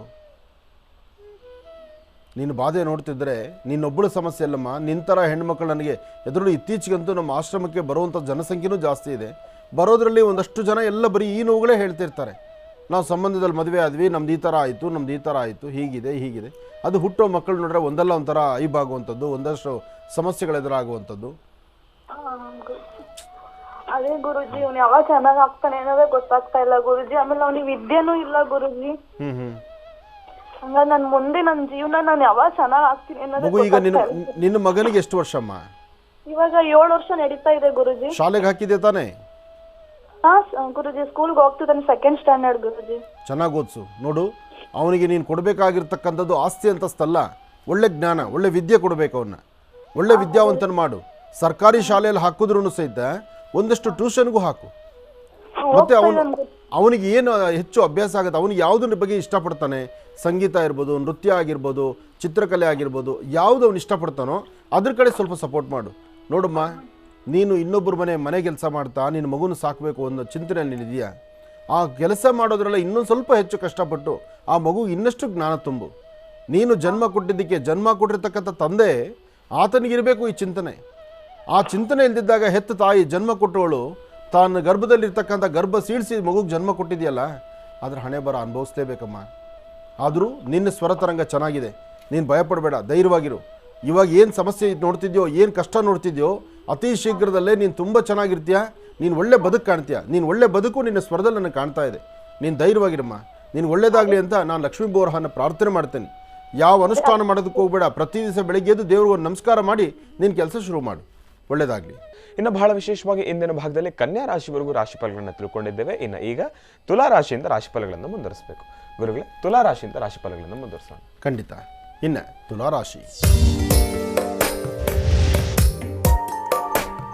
ತುಲಾ ರಾಶಿ, ತುಲಾ ಲಗ್ನ. ತುಲಾ ರಾಶಿ, ತುಲಾ ಲಗ್ನದಲ್ಲಿರ್ತಕ್ಕಂಥವ್ರು ಆರೋಗ್ಯದ ಬಗ್ಗೆ ಕಾಳಜಿ ಇಟ್ಕೊಳ್ಳಿ. ಮನಸ್ಸಲ್ಲಿರ್ತಕ್ಕಂಥ ದ್ವಂದ್ವ ಚಿಂತನೆಗಳನ್ನು ದೂರ ಮಾಡಿ ಯಾವುದೇ ಒಂದಷ್ಟು ರಹಸ್ಯಗಳನ್ನು ರಹಸ್ಯವಾಗಿ ನೋಡ್ಕೊಂಡು ಮೇಂಟೈನ್ ಮಾಡಿ. ಯಾಕೆಂದರೆ ನಿಮ್ಮಲ್ಲಿ ರಹಸ್ಯ ಅಂತಕ್ಕಂಥದ್ದು ಇಲ್ಲದಿರ ಮನಸ್ಸಲ್ಲಿ ಏನೋ ಒಂಥರ ಬಾಧೆ ಇಟ್ಕೊಂಡು ಆ ನೋವಿನಿಂದ ಹೊರಗಡೆ ಬರಲಿಕ್ಕೆ ಆಗದಂಥ ರೀತಿಯಲ್ಲಿದ್ದೀರಿ. ಯಾವುದೋ ಒಂದು 2-3 ಸಮಸ್ಯೆಗಳಂತೂ ನಿಮ್ಮ ಹೃದಯವನ್ನು ಬಹಳ ಹತ್ತಿರದಲ್ಲಿ ಇಟ್ಕೊಂಡಿದೆ. ಆ ನೋವನ್ನು ತಡ್ಕೊಳ್ಳೋಕ್ಕಾಗದಿರ ನೋವು ಪಡ್ತಾ ಇದ್ದೀರಿ. ಸಮಸ್ಯೆ ಎಂಬತಕ್ಕಂಥದ್ದು ಬೆಟ್ಟದಷ್ಟಿದ್ದರೂ ಮಂಜಿನಗಡ್ಡೆ ಥರ ಕರಗಿಸುವಂಥ ಚಿಂತನೆ ನೀವು ಮಾಡಬೇಕು. ಕಷ್ಟ ಅಂತಕ್ಕಂಥದ್ದು ಪ್ರತಿ ಕಾಲಕ್ಕೂ ಬರ್ತಕ್ಕಂಥದ್ದೇ. ಹಾಗೆ ಕಷ್ಟ ಬಂದಿದ್ದು ಪರ್ಮನೆಂಟ್ ಅಲ್ಲ. ಆದರೆ ಕಷ್ಟನೇ ನಾವು ಪ್ರಧಾನವಾಗಿ ತಲೆ ಕೆಡಿಸ್ಕೋತೀವಿ, ಅಲ್ಲಿ ನೋವು ಪಡ್ತಾ ಇರ್ತೀವಿ. ನೋಡಿ, ಕಷ್ಟ ಸುಖ, ಒಳ್ಳೆಯದು ಕೆಟ್ಟದ್ದು, ಬೇಕು ಬೇಡ, ಹಾಗೆ ಹಗಲು ಮತ್ತು ರಾತ್ರಿ ಎಲ್ಲವೂ ಆಯಾ ಕಾಲದಲ್ಲೇ ಬಂದು ಹೋಗುತ್ತೆ. ಹಗಲನ್ನ ನಾವು ನಿಲ್ಲಿಸ್ಲಿಕ್ಕಾಗತ್ತಾ ಅಥವಾ ರಾತ್ರಿನ ಪರ್ಮನೆಂಟ್ ಮಾಡೋಕ್ಕಾಗತ್ತಾ? ರಾತ್ರಿ ಬಂದು ಅದರ ಕಾಯಕವನ್ನು ಮಾಡಬೇಕು, ಹಗಲು ಬಂದು ಇದರ ಕಾಯಕವನ್ನೇ ಮಾಡಬೇಕು. ಅದರಿಂದ ತುಲಾರಾಶಿಯವರು ನಿಮ್ಮ ಒಳಮನಸ್ಸಲ್ಲಿ ಇರ್ತಕ್ಕಂಥ ನೋವನ್ನು ಸ್ವಲ್ಪ ದೂರ ಮಾಡಿಕೊಂಡು ಸಾಧ್ಯವಾದಷ್ಟು ಶಾಂತಿ ನೆಮ್ಮದಿಯಾಗಿರಿ. ಹಾಗೆ ಇವತ್ತಿನ ಕೆಲಸ ಕಾರ್ಯಗಳಲ್ಲಿ ಒಂದಿಷ್ಟು ಅಭಿವೃದ್ಧಿ ಕಾಣಲಿಕ್ಕೋಸ್ಕರ ಬೆಳಗಿನ ನಿತ್ಯ ಕರ್ಮಾನುಷ್ಠಾನ ಮುಗಿದ ಮೇಲೆ ನಿಮ್ಮ ಮನೆ ದೇವರ ಪ್ರಾರ್ಥನೆ ಮಾಡಿ. ಸಾಧ್ಯವಾದರೆ ನಿಮ್ಮ ಅಂಗೈಯಲ್ಲಿ ಒಂದು ಸ್ವಲ್ಪ ಅಕ್ಕಿ, ಒಂಚೂರು ಹೆಸರುಬೇಳೆ, ಒಂಚೂರು ಉದ್ದಿನಬೇಳೆ, ಅಕ್ಕಿ, ಹೆಸರುಬೇಳೆ, ಉದ್ದಿನಬೇಳೆ ಈ 3 ಧಾನ್ಯವನ್ನು ಕೈಯಲ್ಲಿ ಹಾಕ್ಕೊಳ್ಳಿ. ಪೂರ್ವಾಭಿಮುಖವಾಗಿ ನಿಂತ್ಕೊಳ್ಳಿ. ಪೂರ್ವಾಭಿಮುಖವಾಗಿ ನಿಂತ್ಕೊಂಡು ಮನೆ ದೇವರ ಪ್ರಾರ್ಥನೆ ಮಾಡಿ ಈ ಧಾನ್ಯಗಳನ್ನು ಒಮ್ಮೆ ಕಣ್ಣಲ್ಲಿ ನೋಡಿ ಅದನ್ನು ಹಸಿರು ಗಿಡದ ಮೇಲೆ ಹಾಕಿ. ಹಸಿರು ಗಿಡದ ಮೇಲೆ ಹಾಕಿದ್ರೆ ಅಲ್ಲಿ ಕ್ರಿಮಿಕೀಟಗಳು, ಪಕ್ಷಿಗಳು ಅಥವಾ ಆ ಧಾನ್ಯಗಳನ್ನು ತಿನ್ನುವಂಥ ಒಂದಷ್ಟು ಕ್ರಿಮಿಕೀಟಗಳು ಬಂದಾಗ ನಿಮ್ಮ ಸಮಸ್ಯೆ, ನಿಮ್ಮ ಕಷ್ಟಗಳು ಖಂಡಿತ ದೂರ ಆಗುತ್ತೆ. ಅದರಿಂದ ಇವತ್ತು ಸ್ವಲ್ಪ ತಾಳ್ಮೆಯಿಂದ ಇರಿ. ತಾಳ್ಮೆ ಮೀರಿ ನಡ್ಕೋಬೇಡಿ. ಯಾರ ಮೇಲೂ ಸಹಿತ ನೀವು ಕೋಪಕ್ಕೆ ಒಳಗಾಗೋದು ಬೇಡ. ಯಾರನ್ನೂ ನೀವು ಕೋಪಕ್ಕೆ ಕಾಣ್ತಕ್ಕಂಥದ್ದು ಬೇಡ. ನಿಮ್ಮ ಮೂಗಿನ ತುದಿಯಲ್ಲಿರ್ತಕ್ಕಂಥ ಆ ಕೋಪವನ್ನು ಕಡಿಮೆ ಮಾಡಿಕೊಂಡ್ರೆ ಖಂಡಿತ ಒಳ್ಳೆಯ ಫಲವನ್ನು ಸಿದ್ಧಿಪಡಿಸ್ಕೊಳ್ತೀರಿ. ಒಳ್ಳೆಯದಾಗಲಿ, ಶುಭವಾಗಲಿ. ಇವತ್ತಿನ ಕಾಯಕವನ್ನು ಮತ್ತಷ್ಟು ಸಿದ್ಧಿಪಡಿಸ್ಕೋಬೇಕಾದ್ರೂ ನಿಮ್ಮ ಕುಲದೇವರ ಪ್ರಾರ್ಥನೆ ಅಥವಾ ಗುರುಗಳ ಪ್ರಾರ್ಥನೆ ಮಾಡ್ತಕ್ಕಂಥದ್ದು ಭಾಳಷ್ಟು ಉತ್ತಮ. ಇನ್ನು ವೃಶ್ಚಿಕ ರಾಶಿ. ವೃಶ್ಚಿಕ ರಾಶಿ, ವೃಶ್ಚಿಕ ಲಗ್ನ. ವೃಶ್ಚಿಕ ರಾಶಿ, ವೃಶ್ಚಿಕ ಲಗ್ನದಲ್ಲಿರ್ತಕ್ಕಂಥವ್ರಿಗೆ ಆರೋಗ್ಯ, ವ್ಯವಹಾರ, ಕೆಲಸಗಳ ಜವಾಬ್ದಾರಿ, ಜೊತೆಗೆ ಮಾಡುವ ಕೆಲಸದಲ್ಲಿ ಮತ್ತಷ್ಟು ಹೆಚ್ಚಿನ ಕೆಲಸಗಳನ್ನು ಅಥವಾ ಯಾವುದೇ ಒಂದು ಸಿಸ್ಟಮಲ್ಲಿ ನೀವು ಏನೇ ಮಾಡಬೇಕಾದ್ರೂ, ಏನೇ ವೃತ್ತಿ ಧರ್ಮದಲ್ಲಿ ಅಭಿವೃದ್ಧಿ ಕಾಣಬೇಕಾದ್ರೂ ಇವತ್ತು ನಿಮ್ಮ ಚಿಂತನೆ ಇದೆಯಲ್ಲ, ನೀವೇನು ಆಲೋಚನೆ ಮಾಡಿದ್ರೆ ಅದನ್ನು ಕೆಲಸ ಮಾಡ್ತೀರಿ. ಇವತ್ತು ನಿಜಕ್ಕೂ ನಿಮಗೆ ಅದೃಷ್ಟದ ದಿನ. ನಿಮ್ಮ ಜೀವನದಲ್ಲಿ ಒಂದು ಹೊಸ ಬದುಕನ್ನು ಕಾಣುವಂಥ ದಿನ. ನಿಮ್ಮ ಬದುಕಿಗೆ ಮತ್ತಷ್ಟು ಅರ್ಥಪೂರ್ಣವಾದಂಥ ಕಾರ್ಯಗಳನ್ನು ಸಿದ್ಧಿಪಡಿಸ್ಕೊಳ್ತಕ್ಕಂಥ ದಿನ. ಏನೇ ಮಾಡಬೇಕಾದರೂ ಒಳ್ಳೆ ಮನಸ್ಸಿನಿಂದ ಮಾಡಿ. ಜೊತೆಗೆ ಇವತ್ತಿನ ನಿಮ್ಮ ಕಾಯಕದಲ್ಲಿ ಏನಾದರೂ ಒಂದು ಬದಲಾವಣೆ ತಂದುಕೊಳ್ಬೇಕಾದ್ರೆ ಗುರು ಹಿರಿಯರ ಆಶೀರ್ವಾದ ಬಹಳ ಮುಖ್ಯವಾಗಿರ್ತಕ್ಕಂಥದ್ದು. ಸಾಧ್ಯವಾದರೆ ಒಂದು ಚಿಟಿಕೆ ಕಡಲೆಬೇಳೆಯನ್ನು ಬೆಳಿಗ್ಗೆ, ಮಧ್ಯಾಹ್ನ, ಸಂಜೆ ತ್ರಿಕಾಲದಲ್ಲಿ, ಬೆಳಿಗ್ಗೆ, ಮಧ್ಯಾಹ್ನ, ಸಂಜೆ ತ್ರಿಕಾಲದಲ್ಲಿ ಒಂದೊಂದು ಚಿಟಿಕೆಯಷ್ಟು ಕಡಲೆಬೇಳೆನ ದೃಷ್ಟಿ ತೆಗೆದು ಉತ್ತರಕ್ಕೆ ಹಾಕೋದ್ರಿಂದ ಇರ್ತಕ್ಕಂಥ ದೋಷ ದೂರ ಆಗುತ್ತೆ. ಮನಸ್ಸಿಗೆ ಶಾಂತಿ, ನೆಮ್ಮದಿ ಇರುತ್ತೆ. ಜೊತೆಗೆ ಒಂದಿಷ್ಟು ಹಣೆಗೆ ಗಂಧ, ಕುಂಕುಮ, ವಿಭೂತಿ ಇಟ್ಕೊಳ್ಳೋದು ಬಹಳ ಉತ್ತಮ. ಇದು ವೃಶ್ಚಿಕ ರಾಶಿಯವರಿಗೆ ಯಶಸ್ಸು ಕೊಡ್ತಕ್ಕಂಥದ್ದು. ಇನ್ನು ಧನುರಾಶಿ. ಧನುರಾಶಿ, ಧನುರ್ಲಗ್ನ. ಧನುರಾಶಿ, ಧನುರ್ಲಗ್ನದಲ್ಲಿರ್ತಕ್ಕಂಥವ್ರಿಗೆ ಬುಧನ ಆಸ್ಥಾನ ಚೆನ್ನಾಗಿದೆ. ಸ್ವಂತ ಬುದ್ಧಿ, ಸ್ವಂತ ಜ್ಞಾನದಿಂದಲೇ ಇವತ್ತು ತಮ್ಮ ಕಾಯಕವನ್ನು ಮುಂದುವರಿಸಬೇಕು. ಹಾಗೆ ಫಲಾಫಲಗಳನ್ನು ಸಿದ್ಧಿಪಡಿಸ್ಕೊಳ್ಬೇಕು. ದಾನ ಧರ್ಮಾದಿಗಳಿಗೆ ಸ್ವಲ್ಪ ಮುಂದಾಗಬೇಕು. ಅಧಿಕ ಮಾಸದ ಅಧಿಕ ಶ್ರಾವಣದಲ್ಲಿ ಮಾಡುವಂಥ ದಾನ ಧರ್ಮಾದಿಗಳಿಗೆ ಹೆಚ್ಚು ಫಲ ಅಂತ ನಾನು ಪದೇ ಪದೇ ಹೇಳ್ತಾ ಇದ್ದೀನಿ. ಇವತ್ತು ಧನುರಾಶಿಯವರು ನಿಮ್ಮ ಶಕ್ತ್ಯಾನುಸಾರ ಏನಾದರೂ ದಾನ ಧರ್ಮಾದಿಗಳನ್ನು ಮಾಡಿ, ಹಾಗೆ ಒಂದು ಪರಮ ಪವಿತ್ರವಾಗಿರ್ತಕ್ಕಂಥ ಪುಣ್ಯಕ್ಷೇತ್ರವೋ, ದೇವತಾ ದರ್ಶನವೋ, ನಿಮ್ಮ ತಂದೆ ತಾಯಿ ಪಾದಗಳನ್ನು ನೋಡಿ ಕಣ್ತುಂಬ ದರ್ಶನ ಮಾಡಿದ್ರೂ ಸಾಕಷ್ಟು ಒಳ್ಳೆಯ ಫಲಗಳನ್ನು ಸಿದ್ಧಿಪಡಿಸ್ಕೊಳ್ತೀರಿ. ಇಡೀ ಜಗತ್ತು, ಸೃಷ್ಟಿಯೇ ಅವರ ಪಾದದಡಿ ಇದೆ. ಅದರಿಂದ ತಂದೆ ತಾಯಿ ಪಾದಗಳನ್ನು ಕಣ್ತುಂಬ ನೋಡಿ ಅವರನ್ನು ಮನಸ್ಸಲ್ಲೇ ಪ್ರಾರ್ಥನೆ ಮಾಡ್ಕೊಳ್ಳಿ, ಅವರ ಆಶೀರ್ವಾದ ಪಡೀರಿ. ಹೆಚ್ಚಿನ ಫಲವನ್ನು ಧನುರಾಶಿಯವರು ಸಿದ್ಧಿಪಡಿಸ್ಕೊಳ್ತೀರಿ. ಇನ್ನು ಮಕರ ರಾಶಿ. ಮಕರ ರಾಶಿ, ಮಕರ ಲಗ್ನ. ಮಕರ ರಾಶಿ, ಮಕರ ಲಗ್ನದಲ್ಲಿರ್ತಕ್ಕಂಥವ್ರಿಗೆ ಪ್ರತಿನಿತ್ಯದ ಕಾಯಕಕ್ಕೂ ಇವತ್ತಿಗೂ ಒಂದಷ್ಟು ವ್ಯತ್ಯಾಸ ಇದೆ. ಪ್ರತಿನಿತ್ಯದ ನಿಮ್ಮ ಚಿಂತನೆ ಬೇರೆ ಥರ, ಆದರೆ ಇವತ್ತಿನ ಚಿಂತನೆ ಅದು ಇನ್ನೊಂದು ತರಹ. ಹೀಗಾಗಿ ಇವತ್ತು ಸಾಕಷ್ಟು ಲಾಭವೇ ಇದೆ. ಈ ಸಮಯದಲ್ಲಿ ನೀವು ಮಾಡಬೇಕಾಗಿರ್ತಕ್ಕಂಥದ್ದು ಗುರು ಶನೇಶ್ವರರನ್ನು ಪ್ರಾರ್ಥನೆ ಮಾಡ್ತಾ ಗುರುಗಳ ಆಸ್ಥಾನಕ್ಕೆ ಹೋಗಿ ಬನ್ನಿ. ಅಥವಾ ಮೂಲತೋ ಬ್ರಹ್ಮರೂಪಾಯ ಮಧ್ಯಾಂತೋ ವಿಷ್ಣುರೂಪಿಣಿ ಅಗ್ರದಂ ಶಿವರೂಪಾಯ ವೃಕ್ಷರಾಜಾಯತೆ ನಮಃ ಹೀಗೆ ಬೃಹತ್ ಮಟ್ಟದ ಅಶ್ವತ್ಥ ವೃಕ್ಷವನ್ನು ಮುಟ್ಟಿ ನಮಸ್ಕಾರ ಮಾಡ್ತಾ ಆ ವೃಕ್ಷದ ನೆರಳಲ್ಲಿ ಕೂತು ಅಲ್ಲಿ ಮಹಾಗಣಪತಿಯನ್ನು ಪ್ರಾರ್ಥನೆ ಮಾಡಿದ್ದೆ ಆದರೆ ನಿಮ್ಮ ಮನೋಕಾಮನೆಗಳು ಖಂಡಿತ ಸಿದ್ಧಿಯಾಗುತ್ತೆ. ಒಳ್ಳೆಯದಾಗಲಿ. ಇನ್ನು ಕುಂಭರಾಶಿ. ಕುಂಭರಾಶಿ, ಕುಂಭಲಗ್ನ. ಕುಂಭರಾಶಿ, ಕುಂಭಲಗ್ನದಲ್ಲಿರ್ತಕ್ಕಂಥವ್ರಿಗೆ ಜೀವನಕ್ಕೆ ಒಂದು ಪಾಠ ಕಲಿಯುವ ದಿನ. ಜೀವನದಲ್ಲಿ ವಿಶೇಷವಾಗಿ ಕಾರ್ಯಗಳನ್ನು ಸಿದ್ಧಿಪಡಿಸ್ಕೊಳ್ತಕ್ಕಂಥ ದಿನ. ಜೀವನದಲ್ಲಿ ಒಂದು ಸಂತೋಷವಾಗಿ ಕಾಲ ಕಳೀತಕ್ಕಂಥ ದಿನ. ನೀವು ಅಂದುಕೊಂಡಿದ್ದಂತಹ ಕೆಲಸ ಮತ್ತಷ್ಟು ಅಭಿವೃದ್ಧಿಯತ್ತ ಕಾಣುವಂಥ ದಿನ. ಜೊತೆಗೆ ಮನಸ್ಸಲ್ಲಿರ್ತಕ್ಕಂಥ ದುಃಖ ದುಮ್ಮಾನವನ್ನು ದೂರ ಮಾಡಿಕೊಂಡು ಫಲಾಫಲಗಳನ್ನು ವೃದ್ಧಿಸ್ಕೊಂಡು ದೇವಿಯ ಕೃಪೆಗೆ ಪಾತ್ರರಾಗ್ತಕ್ಕಂಥ ದಿನ. ಇವತ್ತು ನಿಜಕ್ಕೂ ಕುಂಭರಾಶಿಯವರಿಗೆ ಒಂದು ಅದೃಷ್ಟದ ದಿನವೇ. ಆದರೆ ಈ ಅದೃಷ್ಟವನ್ನು ಹೇಗೆ ಸಿದ್ಧಿಪಡಿಸ್ಕೊಳ್ಬೇಕು, ನಿಮ್ಮ ಕಾಯಕವನ್ನು ಹೇಗೆ ಅಭಿವೃದ್ಧಿಪಡಿಸ್ಕೊಳ್ಬೇಕು, ಅದರ ಬಗ್ಗೆ ಸರಿಯಾದ ಚಿಂತನೆ ಬೇಕು. ಇದಕ್ಕೆ ಗುರುವಿನ ಮಾರ್ಗದರ್ಶನ ಬೇಕು. ಇದಕ್ಕಿಂತ ಮುಖ್ಯವಾಗಿ ಬನ್ನಿ ವೃಕ್ಷದ ಸಾನ್ನಿಧ್ಯದಲ್ಲೂ ಒಂದು ದೀಪವನ್ನು ಹಚ್ಚಿ ನಮಸ್ಕಾರ ಮಾಡಬೇಕು. ನೀಲಾಂಜನ ಸಮಾಭಾಸಂ ರವಿಪುತ್ರಂ ವಿಮಾಗ್ರಜಂ ಛಾಯಾಮಾರ್ತಾಂಡ ಸಂಭೂತಂ ತನ್ನವಾಮಿ ಶನೇಶ್ಚರಂ. ಶನೇಶ್ಚರ ಮಂತ್ರವನ್ನು ಪ್ರಾರ್ಥನೆ ಮಾಡ್ತಾ ಇವತ್ತಿನ ದಿವಸ ಓಂ ದುಂ ದುರ್ಗಾಯೇ ನಮಃ, ಓಂ ದುಂ ದುರ್ಗಾಯೇ ನಮಃ, ಓಂ ದುಂ ದುರ್ಗಾಯೇ ನಮಃ ಹೀಗೆ ತಾಯಿ ದುರ್ಗಾಪರಮೇಶ್ವರಿಯ ಪ್ರಾರ್ಥನೆ ಮಾಡಿ ಇಷ್ಟಾರ್ಥವನ್ನು ಖಂಡಿತ ಸಿದ್ಧಿಪಡಿಸ್ಕೊಳ್ತೀರಿ. ಒಳ್ಳೆಯದಾಗಲಿ, ಶುಭವಾಗಲಿ. ಇನ್ನು ಕಡೆಯ ರಾಶಿ ಮೀನರಾಶಿ. ಮೀನರಾಶಿ ಮೀನಲಗ್ನ. ಮೀನಲಗ್ನದಲ್ಲಿರ್ತಕ್ಕಂಥವ್ರಿಗೆ ಚಂದ್ರನ ಆಸ್ಥಾನ, ಗುರುವಿನ ಅನುಗ್ರಹ ಇದೆ. ಇಷ್ಟಾರ್ಥವನ್ನು ಸಿದ್ಧಿಪಡಿಸ್ಕೊಳ್ತಕ್ಕಂಥ ಯೋಗ ಫಲ ಇದೆ. ಫಲಾಫಲಗಳಲ್ಲಿ ಸಾಕಷ್ಟು ಅದೃಷ್ಟವೂ ಇದೆ. ಹಾಗೆ ಸಣ್ಣ ಸಣ್ಣ ವಿಚಾರಕ್ಕೆ ಮೂಗಿನ ತುದಿಗೆ ಕೋಪನೂ ಇದೆ. ಆ ಕೋಪದಿಂದ ಏನೂ ಸಾಧನೆ ಮಾಡಲಿಕ್ಕಾಗಲ್ಲ. ಇನ್ನೊಬ್ಬರ ಹಸಿವನ್ನು ಅರ್ಥ ಮಾಡ್ಕೋಬೇಕು. ನಿಮ್ಮ ಹಸಿವಿಗೆ ತಕ್ಕನಾದಂಥ ರೀತಿ ನಿಮ್ಮ ಉದ್ಯೋಗ ಕೆಲಸವನ್ನು ನೀವು ಮಾಡಬೇಕು. ಉದ್ಯೋಗವನ್ನು ಮಾಡುವಂಥವರಿಗೆ ಯಾವತ್ತೂ ಅಧಿಕವಾದಂಥ ಲಾಭವೇ. ಆದರೆ ಉದ್ಯೋಗವನ್ನು ಮಾಡುವಾಗ ನಿಮ್ಮದೇ ಆದಂಥ ಬೇರೆ ಬೇರೆ ಥರ ಚಿಂತನೆ ಮಾಡಿ ಉದ್ಯೋಗದ ಸಮಯದಲ್ಲಿ ಅನ್ಯ ಮಾರ್ಗವನ್ನು ತೊಳೆದ್ರೆ ಖಂಡಿತ ಅದರಿಂದ ಮತ್ತೊಂದು ತೊಂದರೆ ಆಗುತ್ತೆ. ನಿಮ್ಮನ್ನು ನಂಬಿರ್ತಕ್ಕಂಥವ್ರು, ನಿಮ್ಮನ್ನು ನಂಬಿ ಜವಾಬ್ದಾರಿ ಕೆಲಸ ಕೊಟ್ಟಿರ್ತಕ್ಕಂಥವ್ರನ್ನ ಇಬ್ಬರನ್ನೂ ಸರಿಯಾಗಿ ನೋಡ್ಕೊಳ್ಬೇಕು.